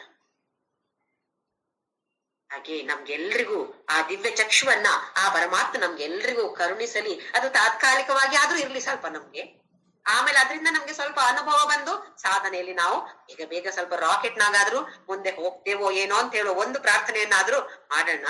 ಆದ್ರೆ ಅದಕ್ಕಿಂತ ಹೆಚ್ಚಾಗಿ ತಾತ್ಕಾಲಿಕವಾಗಿ ಬೇಡ ಕೃಷ್ಣ, ನಂಗೆ ಪರ್ಮನೆಂಟ್ ಆಗಿ ಕೊಟ್ಟು ಬಿಡು, ನಾನು ಸಾಧನೆ ಮಾಡ್ತೇನೆ, ನನ್ನ ಪ್ರಯತ್ನವನ್ನು, ನನ್ನ ಕೈಲಾದಷ್ಟು ಪ್ರಯತ್ನವನ್ನ ನಾನು ಮಾಡ್ತೇನೆ ಹೇಳುವ ಒಂದು ಏನ್ ಹೇಳೋದು ಓತು ತಗೊಂಡು ಮುಂದಕ್ಕೆ ನಾವು ಎಲ್ರು ಮುಂದಕ್ಕೆ ಹೋಗೋಣ. ಮುಂದಿನ ಶ್ಲೋಕ. ಸಂಜಯ ಉವಾಚ ಏವ ಮುಕ್ತ್ವಾ ತತೋ ರಾಜನ್ ಮಹಾಯೋಗೇಶ್ವರೋ ಹರಿಃ ದರ್ಶಯಾಮಾಸ ಪಾರ್ಥಾಯ ಪರಮಂ ರೂಪಮೈಶ್ವರಂ. ಕೃಷ್ಣ ತನ್ನ ದಿವ್ಯ ಚಕ್ಷುವನ್ನ ಅರ್ಜುನನಿಗೆ ಕೊಟ್ಟು ತನ್ನ ರೂಪವನ್ನ, ದಿವ್ಯ ಸ್ವರೂಪವನ್ನ ತೋರಿಸ್ಕೆ ಶುರು ಮಾಡಿದಾನೆ. ಅರ್ಜುನ ವಿಸ್ಮಿತನಾಗಿ ನೋಡ್ತಿದ್ದಾನೆ, ಕಣ್ಣು ಬಾಯಿ ಎಲ್ಲವನ್ನ ತೆರೆದು ನೋಡ್ತಿದ್ದಾನೆ. ಮಾತು ಬರತ್ತಾ? ಅಂತಹ ಸಮಯದಲ್ಲಿ ಮಾತು ಬರೋದೇ ಇಲ್ಲ. ಹೀಗೆ ಆಗ್ಬಿಡತ್ತೆ ನಮ್ಗೆ, ಹೌದಾ ಹೀಗೂ ಇದ್ಯಾ ಅಂತ ಮಾತು ಬರೋದೇ ಇಲ್ಲ. ಆ ಮಾತು ಬರದೇ ಇದ್ದ ಸಮಯದಲ್ಲಿ ಈಗ ಸಂಜಯ ಮಾತಾಡ್ತಾನೆ. ಯಾರು ಈ ಸಂಜಯ ಅಂತ ಹೇಳಿದ್ರೆ? ಧೃತರಾಷ್ಟ್ರನ ಸಾರಥಿ, ರಥದ ಸಾರಥಿ ಸಂಜಯ, ವೇದವ್ಯಾಸದ ಶಿಷ್ಯ, ವೇದವ್ಯಾಸರಿಗೆ ಪ್ರಿಯವಾದ ಶಿಷ್ಯ, ಪ್ರಿಯನಾದ ಶಿಷ್ಯ. ಹಾಗಾಗಿ ವೇದವ್ಯಾಸರು ಅವನಿಗೆ, ಸಂಜಯನಿಗೆ ಆ ದಿವ್ಯ ಚಕ್ಷುವನ್ನ ಕೊಟ್ಟಿದ್ರು. ಏನೆಲ್ಲ ಅಲ್ಲಿ ಯುದ್ಧದಲ್ಲಿ ನಡೆಯುತ್ತೋ ಅದು ನಿನ್ಗೆ ಇಲ್ಲಿಯೇ ಕೂತ್ಕೊಂಡು ಎಲ್ಲ ನೀನು ನೋಡುವಂತವನಾಗ್ತೀಯಾ. ಆಮೇಲೆ ನೋಡಿದ್ದನ್ನ ಧೃತರಾಷ್ಟ್ರನಿಗೆ, ತನ್ನ ರಾಜನಿಗೆ ಹೇಳುವಂತವನಾಗು ನೀನು ಅಂತ ಅವನಿಗೆ ಆ ವರವನ್ನ ಕೊಟ್ಟಿದ್ದಾರೆ. ಸಂಜಯ ಅಂತ ಹೇಳಿದ್ರೆ ಇಂದ್ರಿಯಗಳನ್ನ ತನ್ನ ವಶದಲ್ಲಿ ಇಟ್ಟುಕೊಂಡಂಥವನು. ಜ್ಞಾನೇಂದ್ರಿಯಗಳು, ಕರ್ಮೇಂದ್ರಿಯಗಳು ಹಾಗೂ ಮನಸ್ಸನ್ನ ತನ್ನ ವಶದಲ್ಲಿ ಇಟ್ಕೊಂಡಿರ್ತಾರೋ ಅವನಿಗೆ ಸಂಜಯ ಅಂತ ಹೆಸರು. ಅದರಲ್ಲೂ ಅತ್ಯಂತ ಮುಖ್ಯವಾಗಿ ನಾಲಿಗೆ ಅಂತ ಹೇಳುವ ಇಂದ್ರಿಯ, ಇದು ಕರ್ಮೇಂದ್ರಿಯವಾಗಿಯೂ ಇದೆ, ಜ್ಞಾನೇಂದ್ರಿಯವಾಗಿಯೂ ಇದೆ. ಜ್ಞಾನೇಂದ್ರಿಯ ಆಗಿ ರುಚಿ, ರಸವನ್ನ ತೆಗೆದುಕೊಂಡು ಯಾವುದು ರುಚಿಕರವಾಗಿದೆ, ಯಾವುದು ರುಚಿಕರವಾಗಿಲ್ಲ ಅಂತ ನಮ್ಗೆ ಹೇಳುವಂತ ಜ್ಞಾನೇಂದ್ರಿಯ ಅದೇ ತಾನೇ. ಯಾಕೆ ಇಷ್ಟೊಂದು ಸ್ವೀಟ್ ಅನ್ನ ತಿಂತಾ ಹೋಗ್ತೀವಿ, ಗೊತ್ತಿದೆ ನಂಗೆ ಶುಗರ್ ಪ್ರಾಬ್ಲಮ್ ಇದೆ, ತಿಂದ್ರೆ ಆಗಲ್ಲ ನಂಗೆ ಅಂತ ಹೇಳಿದ್ರು, ಕಂಡಾಗ ಅಬ್ಬ ತಿಂದು ಒಂದು ಸಲಪ್ಪ ತಿಂದ್ಬಿಡ್ತೇನೆ ನಾನು, ಮತ್ತೆ ಹೇಗಿದ್ರು ಮಾತ್ರ ಇದೆ ಅಲ್ಲ ನಂಗೆ ತಕೊಳ್ಳಿಕ್ಕೆ, ತೊಂದ್ರೆ ಇಲ್ಲಪ್ಪ ಡಾಕ್ಟರ್ ಹೇಳಿದ್ದಾರೆ, ಹಾಗೆ ಒಂದೊಂದ್ಸಲ ತಕೊಳ್ಬೋದು ಅಂತ ಹೇಳ್ತಾರೆ ಡಾಕ್ಟರ್. ನಮ್ದು ಒಂದೊಂದ್ಸಲಕ್ಕೆ ನಿಲ್ಲತ್ತ ಅಲ್ಲಿ, ಪ್ರತಿ ಸಲ ತಿನ್ನಾಗ ಒಂದೊಂದ್ಸಲವೇ ಅಲ್ಲ ನಮ್ದು. ಡಾಕ್ಟರ್ ಹೇಳಿದಾನೆ ನಾವು ಮಾಡ್ತಾ ಇರೋದು ಒಂದೊಂದು ಸಲ ತಿನ್ನುವಾಗ ಒಂದೇ ಸಲ. ಆ ಜ್ಞಾನೇಂದ್ರಿಯವನ್ನ ನಮ್ಮ ವಶದಲ್ಲಿ ಇಟ್ಟುಕೊಂಡ್ರೆ ಖಂಡಿತವಾಗಿಯೂ ಆರೋಗ್ಯ ಚೆನ್ನಾಗಿರುತ್ತೆ. ತಕ್ಕ ಮಟ್ಟಿಗೆ ಅದು ಇದಿಲ್ಲ, ನನಗೆ ಬೇಕಾದಾಗೆ ನನ್ನ ನಾಲಿಗೆ ಕೇಳಿದಾಗ ನಾನು ತಿಂತೇನೆ ಅಂತ ಹೇಳಿದ್ರೆ ಮತ್ತೆ ನಾವು ಆಸ್ಪತ್ರೆಯಲ್ಲಿ ಇರ್ಬೇಕು. ಇದು ಜ್ಞಾನೇಂದ್ರಿಯವಾಗಿ ಕೆಲಸ ಮಾಡಿದಾಗ. ಕರ್ಮೇಂದ್ರಿಯ ಮಾತನಾಡೋದಕ್ಕೆ ಕೊಟ್ಟಿರುವಂತಹದ್ದು ಭಗವಂತ ನಮಗೆ ಒಂದು ವರ. ನೋಡಿ, ಸಸ್ಯಗಳಿಗಿಲ್ಲ, ಎಲ್ಲ ಪ್ರಾಣಿಗಳಿಗೂ ಮಾತಾಡೋ ಶಕ್ತಿ ಕೊಟ್ಟಿಲ್ಲ. ನಮ್ಮಂಥವರಿಗೆ, ಮನುಷ್ಯರಿಗೆ, ಮಾನವರಿಗೆ ಮಾತನಾಡುವಂತ ಶಕ್ತಿಯನ್ನ ಪರಮಾತ್ಮ ಕರುಣಿಸಿದ್ದಾನೆ. ಯಾತಕ್ಕಾಗಿ? ಬೇರೆಯವರ ನಿಂದೆ ಮಾಡೋದಕ್ಕ, ಇಲ್ಲ ಕೆಟ್ಟದಾಗಿ ಮಾತಾಡೋದಕ್ಕ, ಇಲ್ಲ ಸುಳ್ಳು ಹೇಳೋದಿಕ್ಕ? ಖಂಡಿತವಾಗಿಯೂ ಅಲ್ಲ. ಆ ಪರಮಾತ್ಮನ ಸ್ತುತಿ ಅದನ್ನ ಮಾಡು. ಹೇಗೆ ನಾವು ಶಿವ ಮಾನಸ ಪೂಜೆಯಲ್ಲಿ ನೋಡಿದ್ದೇವೆ, ಎಲ್ಲವೂ ಏನೆಲ್ಲ ಮಾತು ಹೊರಗಡೆ ಬರುತ್ತೋ, ಹೇ ಪರಮಶಿವ ಅದು ನಿನ್ನ ಸ್ತುತಿ ಆಗ್ಲಿ, ಎಲ್ಲವೂ ನಿನ್ನ ಸ್ತುತಿಯೇ. ಹಾಗಾಗಿ ಮಾತನಾಡಿದಾಗ ಕೆಟ್ಟದಾಗಿ ಏನಾದ್ರೂ ಮಾತು ಬಂತು ಅಂತಾದ್ರೆ ಏನನ್ನ ಕೊಡ್ತಾ ಇದ್ದೀವಿ ಆ ಪರಮಶಿವನಿಗೆ ನಾವು? ಈ ಒಂದು ಇಂದ್ರಿಯವನ್ನ ನಾವೆಲ್ಲರೂ ನಮ್ಮ ವಶದಲ್ಲಿ ಇಟ್ಟುಕೊಳ್ಳುವಂತ ಪ್ರಯತ್ನವನ್ನ ಮಾಡಬೇಕು. ಆರೋಗ್ಯಕ್ಕಾಗಿ, ದೈಹಿಕ ಆರೋಗ್ಯಕ್ಕಾಗಿ ಜ್ಞಾನೇಂದ್ರಿಯವಾಗಿ ನಾಲಿಗೆಯನ್ನ ನಮ್ಮ ವಶದಲ್ಲಿ ಇಟ್ಕೊಳ್ಬೇಕು. ಹಾಗೆಯೇ ಮಾನಸಿಕ ಆರೋಗ್ಯಕ್ಕಾಗಿ ಮಾತನಾಡುವಂತಹ ಈ ನಾಲಿಗೆಯನ್ನ, ಕರ್ಮೇಂದ್ರಿಯವನ್ನ ನಮ್ಮ ವಶದಲ್ಲಿ ಇಟ್ಕೊಳ್ಬೇಕು. ಕೆಟ್ಟದಾಗಿ ಮಾತಾಡಿ ನಮ್ಗೆ ಆ ಸಮಯದಲ್ಲಿ ಖುಷಿ ಆಗ್ಬೋದು, ಅವ್ರು ಹೀಗೆ ಹೇಳಿದ್ರು ನಾನ್ ಅವರಿಗೆ ಹಾಗೆ ಹೇಳಿದೆ, ಆದ್ರೆ ಆಮೇಲೆ ಅದರ ಪರಿಣಾಮ ಆ ಮನುಷ್ಯನ ಮೇಲೆ ಬೀರತ್ತೋ ಗೊತ್ತಿಲ್ಲ, ನಮ್ಮ ಮೇಲೆ ಅದು ಖಂಡಿತವಾಗಿಯೂ ಇದರ ಪರಿಣಾಮ, ಅದರ ನೆಗೆಟಿವ್ ಪರಿಣಾಮ ನಮ್ಮ ಮೇಲೆ ಬೀರತ್ತೆ.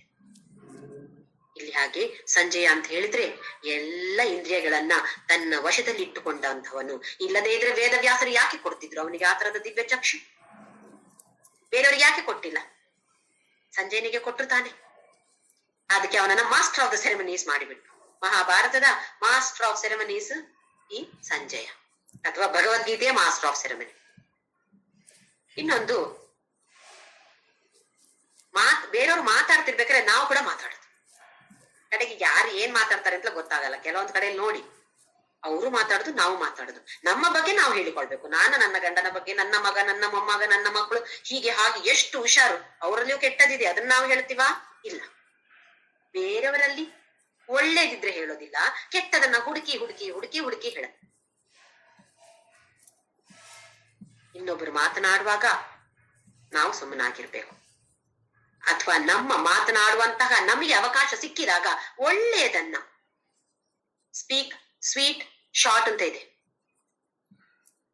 ಅದನ್ನ ಉದ್ದ ಮೈಲುಗಟ್ಲೆ ಮಾಡಿ ಹೇಳಿ ಇನ್ನೊಬ್ಬರಿಗೆ ಬೋರ್ ಹೊಡ್ಸೋದು ಅಲ್ಲ. ಅದನ್ನ ಚೆನ್ನಾಗಿ ಹೇಳುವುದನ್ನ ಚೆನ್ನಾಗಿ ಒಂದು ರೀತಿಯಲ್ಲಿ ಹೇಳಿ ಅಲ್ಲಿಗೆ ನಿಲ್ಲಿಸ್ಬೇಕು. ಇದು ನಾವು ಅರಿತುಕೊಳ್ಬೇಕು. ಯಾರಿಂದ? ಈ ಸಂಜಯನಿಂದ. ಮಧ್ಯೆ ಮಧ್ಯದಲ್ಲಿ ಅವಾಗ ಹೋಗ ಮಾತಾಡ್ಲಿಲ್ಲ ಅವನು. ಯಾವಾಗ ಅರ್ಜುನ ಕಣ್ಣು ಬಾಯಿ ಬಿಟ್ಟು ನೋಡ್ತೀನಾ ಮಾತಾಡ್ತಿಲ್ಲಲ್ಲ, ಹಾಗಾದ್ರೆ ನಾನ್ ಮಾತಾಡ್ತೇನೆ ಅಂತೇಳಿ ಸಂಜಯ ವಾಚ ಅಂತ ಇಲ್ಲಿ ಹೇಳಿದ್ದಾರೆ. ಹಾಗೆ ನಾವು ಕೂಡ ಎಲ್ಲರೂ ಬೇರೆಯವ್ರು ಮಾತಾಡ್ತಾ ಇರುವಾಗ ಮಾತನಾಡದೆ ಅವ್ರದ್ದು ಆಯ್ತಾ ಅಂತ ಅನ್ಕೊಂಡು ತಿಳಿದುಕೊಂಡು, ಆಯ್ತಾ ಸರಿ ಅಂದ್ರೆ ಕೇಳಿ, ಆಯ್ತಾ ನಿಮ್ದು, ಇನ್ನು ನಾನ್ ಮಾತಾಡ್ಬೋದಾ? ಹಾಗೆ ಒಂದು ಅವ್ರನ್ನ ಇನ್ಸಲ್ಟ್ ಮಾಡೋದಲ್ಲ. ಸ್ವಲ್ಪ ನಮಗೊಂದು ಸ್ವಲ್ಪ ಜ್ಞಾನ ಕೊಡ್ಬೇಕು ದೇವ್ರಲ್ವಾ. ಅದಕ್ಕೆ ಈಗೇನೋ ಆಗಿರ್ಬೋದಲ್ಲ ಅವ್ರದ್ದು, ಸರಿ ಇನ್ನು ನಾನು ಹೇಳ್ತೇನೆ ಅಂತ ಹೇಳುದನ್ನ, ನಮ್ಮನ್ನ ಹೊಗಳಿಕೊಳ್ಳೋದು, ನಮ್ಮ ಗಂಡ ಮಕ್ಕಳನ್ನ ಹೊಡೆದುಕೊಂಡು ಬಿಟ್ಟು ಸ್ವಲ್ಪ ಬೇರೆ ಒಳ್ಳೆ ವಿಚಾರವನ್ನ ನಾವು ಮಾಡುವಂತಹ ಒಂದು ಪ್ರಯತ್ನವನ್ನ ಮಾಡೋಣ. ಈ ಸಂಜಯನಿಂದ ಅದನ್ನ ತಿಳಿದುಕೊಳ್ಳೋಣ. ಏನ್ ಹೇಳ್ತಾನೆ ಇಲ್ಲಿ? ಸಂಜಯ ವಾಚ ಏವ ಮುಕ್ತ್ವಾ ತಥೋ ರಾಜನ್. ಈಗ ಈ ರಾಜನಿಗೆ ಹೇಳ್ತಾ ಇದ್ದಾನೆ, ಧೃತರಾಷ್ಟ್ರನಿಗೆ ಅವನು ಸಂಜಯ ಹೇಳ್ತಿದ್ದಾನೆ. ಹೀಗೆ ಹೇಳಿ, ಯಾರು ಹೇಳಿದ್ದು? ಭಗವಂತ ಹೀಗೆ ಹೇಳಿದ ಮೇಲೆ ರಾಜನ್ ಮಹಾಯೋಗೇಶ್ವರ ಹರಿ, ಯಾರಿಗ್ ಮಾತಾಡಿದ್ದು? ಯೋಗೇಶ್ವರನಾದ ಹರಿ, ಆ ಕೃಷ್ಣ ಪರಮಾತ್ಮ ಹೀಗೆ ಹೇಳಿ ಅರ್ಜುನನಿಗೆ ಏನ್ ಮಾಡ್ತಾನೆ? ದರ್ಶಯಾಮಾಸ ಪಾರ್ಥಾಯ ಪರಮಂ ರೂಪಮೈಶ್ವರಂ. ತನ್ನ ಪರಮ ಅತ್ಯಂತ ಶ್ರೇಷ್ಠವಾದ ಈ ಈಶ್ವರೀಯ ತನ್ನ ರೂಪವನ್ನ ದರ್ಶಯಾಮಾಸ ತೋರಿಸಿದಾನೆ. ಯಾರಿಗೆ? ಪಾರ್ಥಾಯ. ಹೇ ಧೃತರಾಷ್ಟ್ರ, ಈ ಯೋಗೇಶ್ವರನಾದ ಹರಿ ಹೀಗೆ ಹೇಳಿ, ನೋಡು ಅರ್ಜುನ, ನನ್ನಲ್ಲಿ ಎಲ್ಲವನ್ನು ನೋಡು, ನಿನಗೆ ದಿವ್ಯ ಚಕ್ಷವನ್ನ ಕೊಡ್ತಾ ಇದ್ದೇನೆ ಅಂತ ಹೇಳಿ ತನ್ನ ರೂಪವನ್ನ ತೋರಿಸ್ತಾ ಇದ್ದಾನೆ ಈ ಕೃಷ್ಣ ಪರಮಾತ್ಮ. ತನ್ನ ಈಶ್ವರೀಯ ರೂಪ, ಆ ಬ್ರಹ್ಮಾಂಡವೇ ತನ್ನಲ್ಲಿ ಇರುವಂತಹ ಅಲೌಕಿಕ ರೂಪವನ್ನ, ದಿವ್ಯವಾದ ರೂಪವನ್ನ ಆ ಪಾರ್ಥನಿಗೆ ದರ್ಶಯಾಮಾಸ ತೋರಿಸಿದಾನೆ. ಆಮೇಲೆ ಈಗ ಸಂಜಯ ಅವನ ಈ ಕೃಷ್ಣ ಪರಮಾತ್ಮನ ವಿಶ್ವರೂಪವನ್ನ ನೋಡಿ, ಸಂಜಯನ ಅದೃಷ್ಟ ನೋಡಿ, ಏನೆಲ್ಲ ಅರ್ಜುನನಿಗೆ ಕಾಣಿಸ್ತಾ ಇದೆಯೋ ಅದೆಲ್ಲವೂ ಇವನಿಗೆ ಇಲ್ಲಿ ಕುತ್ಕೊಂಡು ಅದೇ ಮುಂದೆ ಕಾಣುವ ಹಾಗೆ ಅವನಿಗೆ ಕಾಣಿಸ್ತಾ ಇದೆ. ಎಷ್ಟು ಅದೃಷ್ಟವಂತ ಈ ಸಂಜಯ. ಲೈವ್ ಟೆಲಿಕಾಸ್ಟ್ ಆಗ್ತಾ ಇದೆ ಅವನಿಗೆ. ತನಗೇನು ಕಾಣಿಸ್ತಾ ಇದೆಯೋ ಅದನ್ನ ಧೃತರಾಷ್ಟ್ರನಿಗೆ ಹೇಳ್ತಾ ಇದ್ದಾನೆ. ಮುಂದಿನ ಶ್ಲೋಕ 10ನೇ ಶ್ಲೋಕ. ಅನೇಕ ವಕ್ತ್ರ ನಯನಂ ಅನೇಕಾದ್ಭುತ ದರ್ಶನಂ ಅನೇಕ ದಿವ್ಯಾಭರಣಂ ದಿವ್ಯಾನೇಕೋದ್ಯತಾಯುಧಂ. ಅನೇಕ ವಕ್ತ್ರ, ವಕ್ತ್ರ ಅಂತ ಹೇಳಿದ್ರೆ ಮುಖ, ಅನೇಕ ವಕ್ತ್ರ. ಈ 11ನೇ ಅಧ್ಯಾಯ ಹೇಗಿದೆ ಅಂತ ಹೇಳಿದ್ರೆ, ಏಕ ರೂಪದಿಂದ ಅನೇಕ ರೂಪಕ್ಕೆ ನಮ್ಮನ್ನ ಸ್ಲೋ ಆಗಿ ತಗೊಂಡು ಹೋಗ್ತಾ ಇದೆ. ಏಕರೂಪ ಅಂತ ಹೇಳಿದ್ರೆ, ನನಗೆ ಶ್ರೀರಾಮ ಅಂತ ಹೇಳಿದ್ರೆ ಇಷ್ಟ ದೇವರು, ಅಥವಾ ಕೆಲವರಿಗೆ ಶಿವ ಅಂತ ಹೇಳಿದ್ರೆ ಇಷ್ಟ ದೇವರು, ವಿಷ್ಣು ಅಂತ ಹೇಳಿದ್ರೆ ಆಗೋದಿಲ್ಲ. ಕೆಲವರಿಗೆ ವಿಷ್ಣು ಅಂತ ಹೇಳಿದ್ರೆ ಇಷ್ಟ ದೇವರು, ಶಿವನನ್ನ ಕಂಡ್ರೆ ಆಗೋದಿಲ್ಲ. ಶಿವನ ಪೂಜೆ ನಾವು ಹೆಸರು ಸಹ ಹೇಳೋದಿಲ್ಲಪ್ಪ, ನಮ್ಗೆ ಹೇಳ್ಬಾರ್ದು, ನಾವು ವಿಷ್ಣು ಭಕ್ತರು ಅಂತ ಹೇಳಿದ್ರೆ ವಿಶ್ವರೂಪ ದರ್ಶನ ಎಲ್ಲ ಆಯ್ತು. ಎಲ್ಲ ವಕ್ತ್ರ, ಎಲ್ಲ ಮುಖ ಅವನದೇ ಇದ್ರೆ, ಅದು ಶಿವ ಇರ್ಲಿ ವಿಷ್ಣು ಇರ್ಲಿ ಯಾರೇ ಇರ್ಲಿ, ಅದು ಅವನೇ ತಾನೆ. ಏಕ ರೂಪದಿಂದ ಅನೇಕ ರೂಪಕ್ಕೆ ತಗೊಂಡು ಹೋಗುವಂತದ್ದು ಈ 11ನೇ ಅಧ್ಯಾಯ. ಶ್ರೀರಾಮ ಇರ್ಬೋದು, ಶ್ರೀಕೃಷ್ಣ ರೂಪ ಇರ್ಬೋದು, ಶಿವ ಇರ್ಬೋದು, ಎಲ್ಲವೂ ಬಂದು ಕೊನೆಗೆ ಅನೇಕ ರೂಪ ಆಗೋದು. ಎಲ್ಲವೂ ಅವನೇ ಅಂತ ಹೇಳುವ ವಿಶ್ವರೂಪ ದರ್ಶನವನ್ನ ತೋರಿಸೋದು. ಈ ವಿಶ್ವರೂಪ ದರ್ಶನವನ್ನು ನೋಡಿದಾಗ ಮೋಕ್ಷ ಸಿಗತ್ತೆಯೇ? ಸಿಗಲ್ಲ. ಯಾಕೆ ಅಂತ ಹೇಳಿದ್ರೆ ಏಕರೂಪದಿಂದ ಅನೇಕ ರೂಪಕ್ಕೆ ಬಂದು ಕರ್ಮಯೋಗವನ್ನ ಭಕ್ತಿ ಯೋಗವನ್ನು ಉಪಯೋಗಿಸಿ ಅನೇಕ ರೂಪಕ್ಕೆ ಬಂದು ಜ್ಞಾನ ಯೋಗವನ್ನ ಅರಿತುಕೊಂಡು ಅರೂಪಕ್ಕೆ ಹೋಗ್ಬೇಕು. ರೂಪವೇ ಇಲ್ಲದವನಿವನು. ಏಕರೂಪದಿಂದ ಅನೇಕ ರೂಪ, ಅನೇಕ ರೂಪದಿಂದ ಅರೂಪ. ರೂಪ ಇಲ್ಲದವನು. ಯಾವಾಗ ನಾವು ಆ ಸ್ಟೇಜಿಗೆ ತಲುಪ್ತೇವೋ ಆವಾಗ ನಮ್ಗೆ ಮೋಕ್ಷ ಸಿಗತ್ತಂತೆ. ಏಕರೂಪದಿಂದ ಅನೇಕ ರೂಪಕ್ಕೆ ನಮ್ಮನ್ನ ಇವಾಗ ಕೃಷ್ಣ ಪರಮಾತ್ಮ ತಗೊಂಡು ಹೋಗ್ತಿದ್ದಾನೆ. ಅನೇಕ ವಕ್ರ ನಯನ, ನಾನ ಸಹಸ್ರಾರು ಮುಖಗಳು, ನಯನಂ ಕಣ್ಣುಗಳು, ಅನೇಕ ಅದ್ಭುತ ದರ್ಶನ. ಅದು ಎಷ್ಟು, ಆ ಪರ್ವತ ಎಷ್ಟು ಚೆನ್ನಾಗಿದೆ. ಎಲ್ಲಿದೆ ಅದು? ಓ, ಅರ್ಜುನ ನೋಡ್ತಿದ್ದಾನೆ. ಆ ಸಮುದ್ರ, ಅರಬ್ಬಿ ಸಮುದ್ರ ಎಷ್ಟು ಚೆನ್ನಾಗಿದೆ, ಎಷ್ಟು ಚಂದ. ಅದರಲ್ಲಿ ತೆರೆಗಳು ಎಲ್ಲಿ ಕಾಣಿಸ್ತಾ ಇದೆ ಅರ್ಜುನನಿಗೆ? ಏಕಸ್ಥ ಎಲ್ಲಿ? ಮಮ ದೇಹೆ ಅಂತ ಹೇಳದ ಕೃಷ್ಣ. ನನ್ನ ದೇಹದಲ್ಲಿ ನೋಡು, ಅರಬ್ಬಿ ಸಮುದ್ರ ನೋಡ್ಬೇಕಾ? ನೋಡು, ಅದ್ಭುತವಾದ ದರ್ಶನ. ಹಾಗೆಯೇ ಅನೇಕ ದಿವ್ಯಾಭರಣ, ದಿವ್ಯವಾದ ಆಭರಣಗಳು. ಮತ್ತೆ ಇಲ್ಲಿ ನೋಡಿ ದೃಷ್ಟಿಕೋನ. ಇವಾಗ ನಾವು ಲಡ್ಡುವಿನ ಒಂದು ಉದಾಹರಣೆ ಹೇಳಿದಾಗೆ, ಹಾಗಾದ್ರೆ ಕೃಷ್ಣ ನಾನಾ ತರದ ಆಭರಣಗಳನ್ನು ಹಾಕೊಂಡಿದ್ದಾನ? ಹಾಕೊಂಡ್ರೂ ಇರ್ಬಹುದು. ಇನ್ನೊಂದು ವಿಧವಾಗಿ ನೋಡ್ಬೇಕು ಅಂತ ಹೇಳಿದ್ರೆ, ನಾನು ಈ ನೆಕ್ಲೆಸ್ ಹಾಕೊಂಡಿದ್ದೇನೆ, ನಾನು ಈ ಸರ ಹಾಕೊಂಡಿದ್ದೇನೆ. ಹೊಸತ್ತಾಗಿ ಮಾಡಿಸ್ತಿರ್ತೇವೆ ನೋಡಿ ಕೆಲವೊಂದ್ಸಲ ದೊಡ್ಡ ದೊಡ್ಡ ನೆಕ್ಲೇಸ್ಗಳು. ಅದೆಲ್ಲ ಯಾರದು? ಅದೆಲ್ಲ ಈ ಭಗವಂತನ ದಿವ್ಯ ಆಭರಣಗಳು, ನನ್ನದಲ್ಲ ಅದು. ಈ ಒಂದು ದೃಷ್ಟಿಕೋನವನ್ನ ನಾವು ಸ್ವಲ್ಪ ಬದಲಾಯಿಸಿದ್ರೆ, ಬೇರೆಯವರನ್ನು ನೋಡಿದಾಗ, ಮದುವೆ ಫಂಕ್ಷನ್ಗೆ ಹೋಗ್ತೀವಿ, ಸಮಾರಂಭಗಳಿಗೆ ಹೋದಾಗ ನಮ್ಮ ಕಣ್ಣೆಲ್ಲಿರತ್ತೆ? ಮದ್ವೆ ಅಲ್ಲಿ ಆಗ್ತಾ ಇರತ್ತೆ. ಅದರಷ್ಟಕ್ಕೆ ನಾವಿಲ್ಲಿ ಆ ಕಡೆ ಈ ಕಡೆ ನೋಡಿ, ಅವ್ರು ಯಾವ ಸೀರೆ ಉಟ್ಕೊಂಡಿದ್ದಾರೆ, ಇವ್ರು ಯಾವ ಚಿನ್ನವನ್ನ ಹಾಕೊಂಡಿದ್ದಾರೆ, ಓ ಇದೆಲ್ಲಿ ಮಾಡಿಸಿದ್ರಿ, ತುಂಬಾ ಚೆನ್ನಾಗಿದೆ, ಒಂದು ನಂಗೆ ಫೋಟೋ ಕಳಿಸಿ ಮಾರೆ, ಆಯ್ತಾ, ನಂಗೆ ಕೂಡ ಹೀಗಿರೋದು ಮಾಡಿಸ್ಬೇಕು. ಆಸೆ ಬಂದ್ರೆ ತಪ್ಪು ಅಂತಲ್ಲ, ಆದ್ರೆ ಈ ನೋಡಿದಾಗ ಇಷ್ಟ ಆಯ್ತಾ, ಅದ್ಭುತವಾಗಿದೆ ಅಂತ ಹೇಳಿದಾಗ ಈ ಶ್ಲೋಕ ನಮ್ಗೆ ಜ್ಞಾಪಕಕ್ಕೆ ಬರುತ್ತೆ.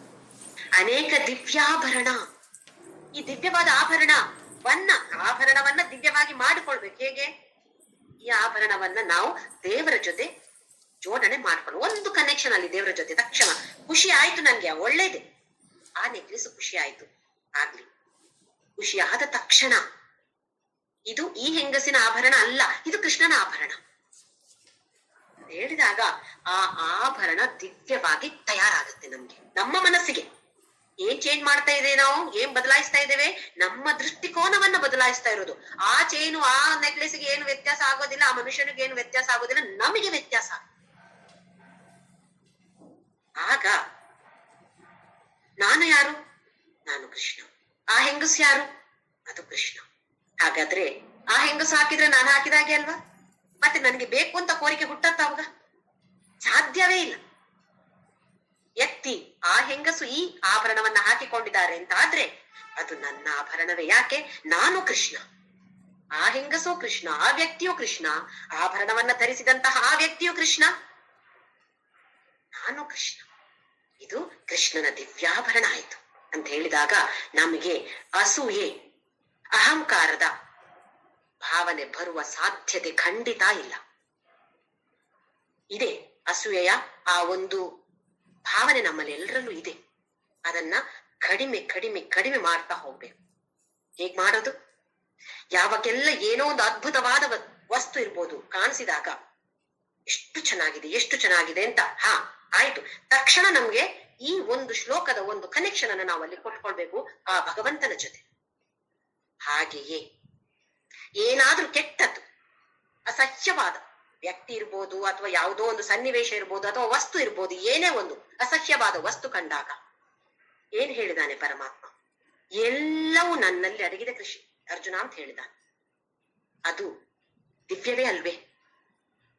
ಆ ಕೃಷ್ಣನ ಜೊತೆ ಅದನ್ನ ಜೋಡಣೆ ಮಾಡಿಕೊಂಡಾಗ ಪ್ರತಿಯೊಂದು ವಸ್ತು, ಪ್ರತಿಯೊಂದು ಸನ್ನಿವೇಶವು ದಿವ್ಯಮಯವಾಗಿ ನಮ್ಮ ಮನಸ್ಸಿಗೆ ತೋರತ್ತೆ. ನಾವು ಬೇರೆ ವ್ಯಕ್ತಿಯನ್ನ ಬದಲಾಯಿಸಕ್ಕೆ ಖಂಡಿತವಾಗಿಯೂ ಸಾಧ್ಯ ಇಲ್ಲ. ಆದರೆ ನಮ್ಮ ದೃಷ್ಟಿಕೋನವನ್ನ ನಾವು ಬದಲಾಯಿಸಿಕೊಂಡು ನಮ್ಮ ಜೀವನದಲ್ಲಿ ನಾವು ಸಂತೋಷವನ್ನ ತುಂಬಿಸಿಕೊಂಡು, ನಮ್ಮಲ್ಲಿ ಈ ಸಂತೋಷವನ್ನ ಬೇರೆಯವರಿಗೆ ಹಂಚುವರಂತಾಗ್ಬೇಕು. ನಾವೆಲ್ಲರೂ ಇವಾಗ ನೆನ್ಪಿಟ್ಕೊಳ್ಳಿ, ನಾವು ಬರೇ ಭಕ್ತರು ಅಲ್ಲ, ನಾವೆಲ್ಲರೂ ಸಾಧಕರು. ಸಾಧನೆಯನ್ನ ಕ್ಷಣ ಕ್ಷಣ ಗಳಿಗೆ ಗಳಿಗೆಗೆ ನಾವು ಮಾಡ್ತಾ ಮಾಡ್ತಾ ಮಾಡ್ತಾ ಈ ಅಧ್ಯಾತ್ಮ ಪಥದಲ್ಲಿ ಮುಂದಕ್ಕೆ ಸಾಗುವಂತವರಾಗ್ಬೇಕು. ನಾವು ಜೊತೆಯಲ್ಲಿ ಬೇರೆಯವರನ್ನು ಕೈ ಹಿಡಿದು ಎಳೆದುಕೊಂಡು ಹೋಗುವಂತರಾಗ. ಬೇರೆಯವರಿಗೆ ನಾವು ಸಂತೋಷವನ್ನು ಕೊಡ್ಬೇಕು ಅಂತ ಇದ್ರೆ ನಮ್ಮಲ್ಲಿ ಇರ್ಬೇಕು ತಾನೆ. ನಮ್ಮಲ್ಲಿ ಏನಿದೆಯೋ ಅದನ್ನ ಮಾತ್ರ ನಾವು ಹಂಚಕ್ಕೆ ಸಾಧ್ಯ. ನನ್ನ ಮನಸ್ಸಲ್ಲಿ ಇಡೀ ದುಃಖವನ್ನ ದ್ವೇಷವನ್ನ ತುಂಬಿಸಿಕೊಂಡು ಬೇರೆಯವರಿಗೆ ನಾವು ಸಂತೋಷ ಕೊಡ್ತೇವೆ ಅಂತ ಹೇಗೆ ಸಾಧ್ಯ? ಹಾಗಾಗಿ ನಮ್ಮ ಮನಸ್ಸಿನಲ್ಲಿ ಎಷ್ಟಾಗತ್ತೋ ಅಷ್ಟು ಸಂತೋಷವನ್ನು ತುಂಬಿಸಿಕೊಂಡು ಆನಂದಮಯ ಆಗಿ ಮಯರಾಗಿ ಆನಂದವನ್ನ 4 ಜನರಿಗೆ ನಾವೆಲ್ಲರೂ ಹಂಚುವಂತವರಾಗ್ಬೇಕು. ಹಾಗೆ ಇಲ್ಲಿ ಅನೇಕ ದಿವ್ಯಾಭರಣಂ ಅಂತ ಹೇಳ್ದ ಕೃಷ್ಣ. ದಿವ್ಯಾನೇಕೋದ್ಯತಾಯುಧಂ, ಆಯುಧಗಳು ನಾನಾ ತರದ ಆಯುಧಗಳಿವೆ, ಎಲ್ಲವೂ ದಿವ್ಯ. ಯಾಕೆ? ಅದು ಕೃಷ್ಣನ ಒಳಗಡೆ ಇದೆ ತಾನೆ. ಹಾಗಾಗಿ ದಿವ್ಯಾನೇಕೋ, ಅನೇಕ ಆಯುಧಗಳು ನೋಡ್ತೀಯ ಅರ್ಜುನ, ಅದೆಲ್ಲವೂ ದಿವ್ಯ. ನೀನ್ ಎತ್ತುಕೊಂಡಿದ್ಯಾ ಅರ್ಜುನ ಗಾಂಡೀವ. ಅಹಂಕಾರದಿಂದ ನೀನೇನ್ ಹೇಳ್ತಾ ಇದ್ಯಾ? ನನ್ನದಿದು, ನನ್ನ ಬಿಲ್ಲು ಬಾಣ. ಎಲ್ಲಿಂದ ಬಂತು ನಾನು ಅಂತ ಹೇಳೋದು? ನನ್ನದು. ಎಷ್ಟು ನಮ್ಗೆ ಅಹಂಕಾರ, ಮಮಕಾರ. ಅಹಂಕಾರದಲ್ಲಿ ನಾನು ನಾನು ನಾನು ಎರಡು ಇದೆ ನೋಡಿ. ಸುಪೀರಿಯಾರಿಟಿ ಕಾಂಪ್ಲೆಕ್ಸ್ ಇದೆ, ಇನ್ಫೀರಿಯಾರಿಟಿ ಕಾಂಪ್ಲೆಕ್ಸ್ ಇದೆ.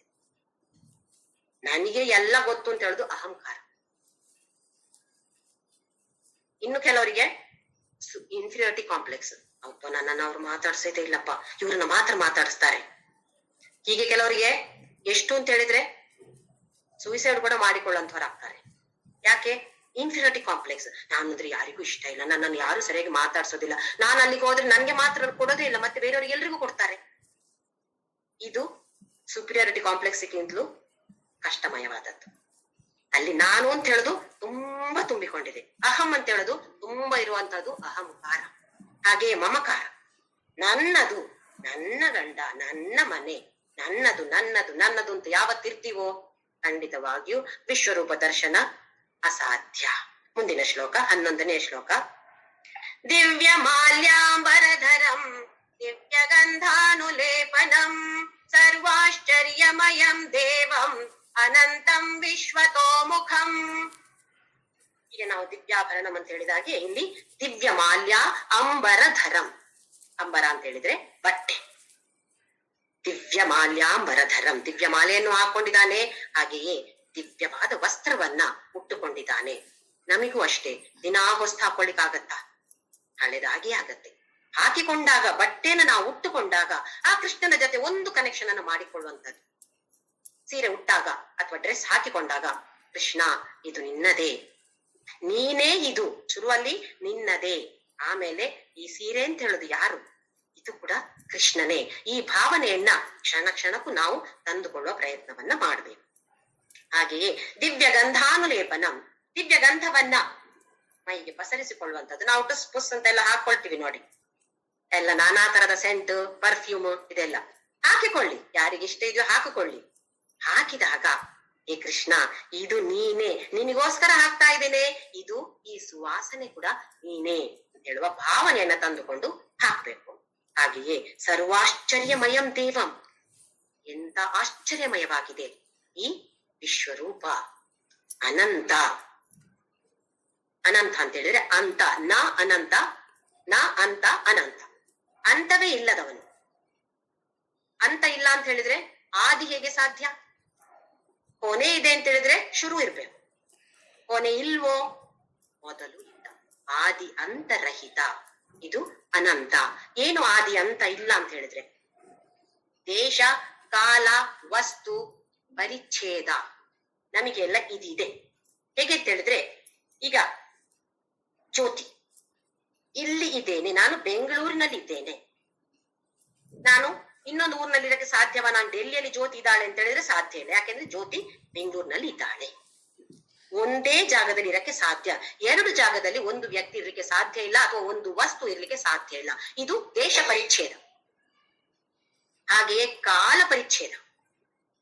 ಈಗ ಈಗ ಇಲ್ಲಿದ್ದೇನೆ. ಎಷ್ಟೋ ವರ್ಷಗಳ ಹಿಂದೆ, 100 ವರ್ಷಗಳ ಹಿಂದೆ ನಾನಿದ್ನ, ಅಥವಾ ಇನ್ನು 100 ವರ್ಷಗಳ ಮೇಲೆ ನಾನಿರ್ತೀನ? ಇಲ್ಲ. ಇದು ಕಾಲ ಪರಿಚ್ಛೇದ. ಹಾಗೆಯೇ ವಸ್ತು, ನಾನು ಅಥವಾ ಈ ಜ್ಯೋತಿ ಅಂತ ಹೇಳುವ ವ್ಯಕ್ತಿ ಇನ್ನೊಂದು ವ್ಯಕ್ತಿ ಆಗ್ಲಿಕ್ಕೆ ಸಾಧ್ಯ ಇಲ್ಲ. ಒಂದು ಪಾತ್ರೆ, ಈ ಪಾತ್ರೆ ಪ್ಲೇಟ್ ಆಗ್ಲಿಕ್ಕೆ ಸಾಧ್ಯ ಇದೆಯಾ? ತಟ್ಟೆ ಆಗ್ಲಿಕ್ಕೆ ಸಾಧ್ಯ ಇದೆಯಾ? ಇಲ್ಲ. ಇದು ವಸ್ತು ಪರಿಚ್ಛೇದ. ನಮಗೆಲ್ಲ ಇದು ಇದೆ. ಈ ಕೃಷ್ಣ ಪರಮಾತ್ಮನಿಗೆ ಅಥವಾ ವಿಶ್ವರೂಪದಲ್ಲಿ ಇದು ಪರಿಚ್ಛೇದ ಇಲ್ಲ, ಅಪರಿಚ್ಛೇದ. ಲಲಿತಾ ಸಹಸ್ರನಾಮದಲ್ಲೂ ಬರುತ್ತೆ ಅಪರಿಚ್ಛಿನ್ನ, ಪರಿಚ್ಛಿನ್ನ, ಪರಿಚ್ಛೇದ, ಅಥವಾ ಇದರಲ್ಲಿ ಈಗ ಅಪರಿಚ್ಛಿನ್ನ, ಅಪರಿಚ್ಛೇದ. ನಮಗೆ ಪರಿಚ್ಛೇದ, ಆದ್ರೆ ಆ ಭಗವಂತನಿಗೆ ಅದು ಅಪರಿಚ್ಛೇದ ಇಲ್ಲ. ದೇಶ ಕಾಲ ವಸ್ತು ಪರಿಚ್ಛೇದ ಇಲ್ಲ. ಅವನು ಭೂತಕಾಲದಲ್ಲೂ ಇದ್ದ, ವರ್ತಮಾನದಲ್ಲೂ ಇದ್ದಾನೆ, ಭವಿಷ್ಯತ್ ಕಾಲದಲ್ಲೂ ಇರ್ತಾನೆ. ಹಾಗೆಯೇ ಕಾಲ ಪರಿಚ್ಛೇದವೂ ಇಲ್ಲ, ದೇಶ ಪರಿಚ್ಛೇದವೂ ಇಲ್ಲ, ವಸ್ತು ಪರಿಚ್ಛೇದವೂ ಇಲ್ಲ. ಎಲ್ಲದರಲ್ಲೂ ಅವನು ಇರುವ ಕಾರಣ ಅವನಿಗೆ ವಸ್ತು ಪರಿಚ್ಛೇದ ಇಲ್ಲವೇ ಇಲ್ಲ. ಇದು ಅನಂತ. ವಿಶ್ವತೋಮುಖ, ಎಲ್ಲ ಕಡೆ ಅವನದೇ ಮುಖ ಇರುವಂತದ್ದು. ಯಾಕೆ? ಅವನೇ ತಾನೇ ಇರೋದು. ಹಾಗಾಗಿ ಎಲ್ಲ ಕಡೆಯೂ ಅವನ ಮುಖವೇ ಇದೆ. 12ನೇ ಶ್ಲೋಕ. ದಿವಿ ಸೂರ್ಯ ಸಹಸ್ರಸ್ಯ ಭವೇದ್ಯುಗಪದುತ್ಥಿತ ಯದಿ ಭಾಸದೃಶಿ ಸಾ ಸ್ಯಾತ್ ಭಾಸಸ್ತಸ್ಯ ಮಹಾತ್ಮನಃ. ಈ ದಿವಿ ಅಂತ ಹೇಳಿದ್ರೆ ಆಕಾಶದಲ್ಲಿ ಕಾಣುವಂತಹ ಆ ತೇಜಸ್, ಪ್ರಕಾಶ, ಇದು ದಿವಿ. ದಿವಿ ಸೂರ್ಯ ಸಹಸ್ರಸ್ಯ. ಒಬ್ಬ ಸೂರ್ಯ ಇದ್ದಾಗ್ಲೇ ನಮಗೆ ಮೇ ತಿಂಗಳಲ್ಲಿ ಗೊತ್ತಾಗತ್ತೆ ಹೇಗೆ ಅಂತ ಹೇಳಿ. ಯಪ್ಪ, ಏನು ಸೆಕೆ ಇರತ್ತೆ, ಎಷ್ಟು ಪ್ರಕಾಶ ಇರತ್ತೆ. ಹಾಗೆ ಇಲ್ಲಿ ಏನ್ ಹೇಳ್ತಿದ್ದಾರೆ ಅಂತ ಹೇಳಿದ್ರೆ, ಸಹಸ್ರ, 1000 ಸೂರ್ಯ ಇದ್ರೆ ಯಾವ ತರದ ಪ್ರಕಾಶ ಇರ್ಬೋದು. ಇದು ಹೋಲಿಸೋದು ನೋಡಿ, 2 ತರದ ಹೋಲಿಕೆ ಇರುತ್ತೆ. ಒಂದು ಇರುವಂತದನ್ನ ಹೋಲಿಸೋದು, ಇನ್ನೊಂದು ಹೀಗೆ ಇದ್ರೆ ಹೇಗೆ ಆಗ್ಬೋದು ಅಂತೇಳಿ ಆಲೋಚನೆ ಮಾಡಿ ಹೋಲಿಸೋದು. ಒಬ್ಬ ಸೂರ್ಯ ಗೊತ್ತಿದೆ ನಮ್ಗೆ, 1000 ಸೂರ್ಯ ನೋಡಿದೇವಾ? ಇಲ್ಲ. ಆದ್ರೆ ಹೇಗಿರ್ಬೋದು ಅಂತೇಳಿ ಒಂದು ಆಲೋಚನೆ ಮಾಡಿ ಆ ಪ್ರಕಾಶ ಹೇಗಿರ್ಬೋದು, ಆ ಪ್ರಕಾಶದ ಹಾಗೆ ಭವೇದ್ ಯುಗ ಪದುತ್ಥಿತ. ಹಾಗಿದೆ ಈ ತೇಜಸ್. ಯಾರು ಹೇಳ್ತಾ ಇರೋದಿರು? ಇದು ಸಂಜಯ. ಇದನ್ನ ನೋಡಿ ಧೃತರಾಷ್ಟ್ರನಿಗೆ ಹೇಳ್ತಾ ಇದ್ದಾನೆ, ಏ ರಾಜನ್, ಹೇಗಿದೆ ಅಂತ ಹೇಳಿದ್ರೆ 1000 ಸೂರ್ಯ ಒಂದೇ ಸಲ ಉದಯಿಸಿದ್ರೆ ಯಾವ ತರದ ಪ್ರಕಾಶ ಇರ್ಬೋದು, ಆ ತರದ ಪ್ರಕಾಶ ಇದೆ ಅಲ್ಲಿ. ಯದಿ ಭಾಹ, ಭಾಹ ಅಂತ ಹೇಳಿದ್ರೆ ಮತ್ತೆ ಪ್ರಕಾಶ, ಭಾಸ್ಕರ, ಭಾಹ ಕರ ಭಾಸ್ಕರ. ಭಾವನ್ನ, ಆ ಶೈನಿಂಗ್ ಪ್ರಕಾಶವನ್ನ ಕೊಡುವಂತವನು ಭಾಸ್ಕರ. ಹಾಗೆ ಆ ಪ್ರಕಾಶ ಸದೃಶಿ ಅದ್ರ ತರ ಇದೆ. ಹೇಗೆ 1000 ಸೂರ್ಯರು ಒಂದೇ ಸಲ ಉದಯಿಸಿದ್ರೆ ಯಾವ ತರದ ಪ್ರಕಾಶ ಇರ್ಬೋದು, ಆ ತರದ ಪ್ರಕಾಶ ಇದೆ. ಭಾಸಸ್ತಸ್ಯ ಮಹಾತ್ಮನಃ. ಯಾವ ಮಹಾತ್ಮನ ಬಗ್ಗೆ ಹೇಳ್ತಾ ಇರೋದು? ಈ ಪರಮಾತ್ಮನ ಬಗ್ಗೆ, ಪರಮಾತ್ಮನ ತೇಜಸ್ಸಿನ ಬಗ್ಗೆ ಸಂಜಯ ಧೃತರಾಷ್ಟ್ರನಿಗೆ ವಿವರಣೆ ಕೊಡ್ತಾ ಇದ್ದಾನೆ. ಮುಂದಿನ ಶ್ಲೋಕ 13ನೇ ಶ್ಲೋಕ.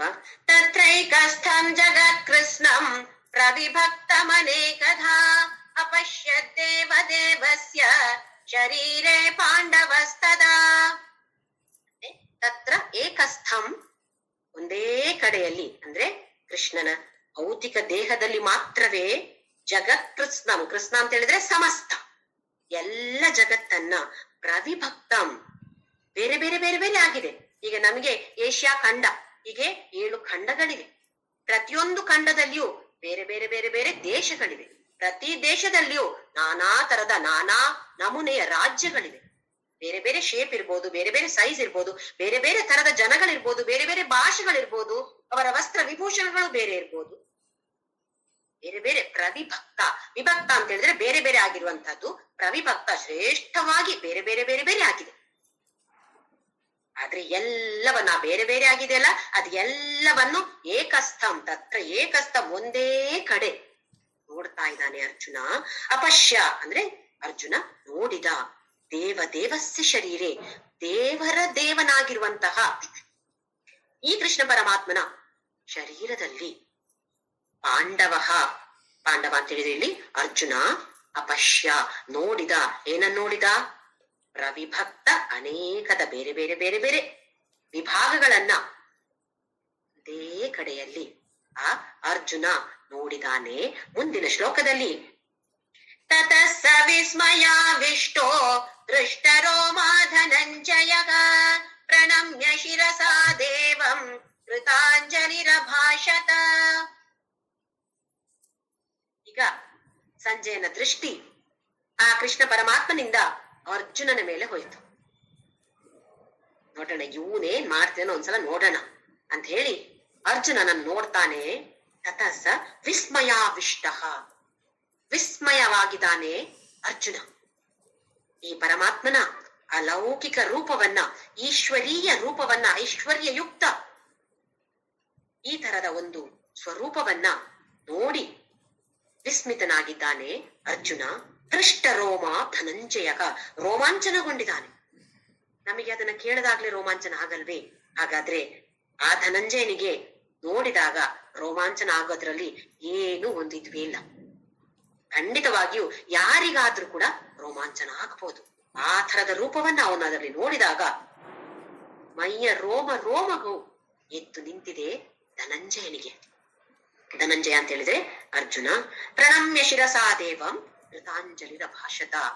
ಪ್ರಣಮ್ಯ ಶಿರಸಾ ದೇವಂ, ತನ್ನ ಶಿರಸ್ಸನ್ನ ನಮಸ್ಕಾರವಾಗಿ ಬಾಗಿಸಿದ್ದಾನೆ.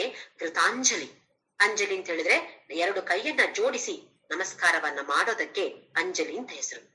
ಕೃತಾಂಜಲಿರ ಭಾಷತ.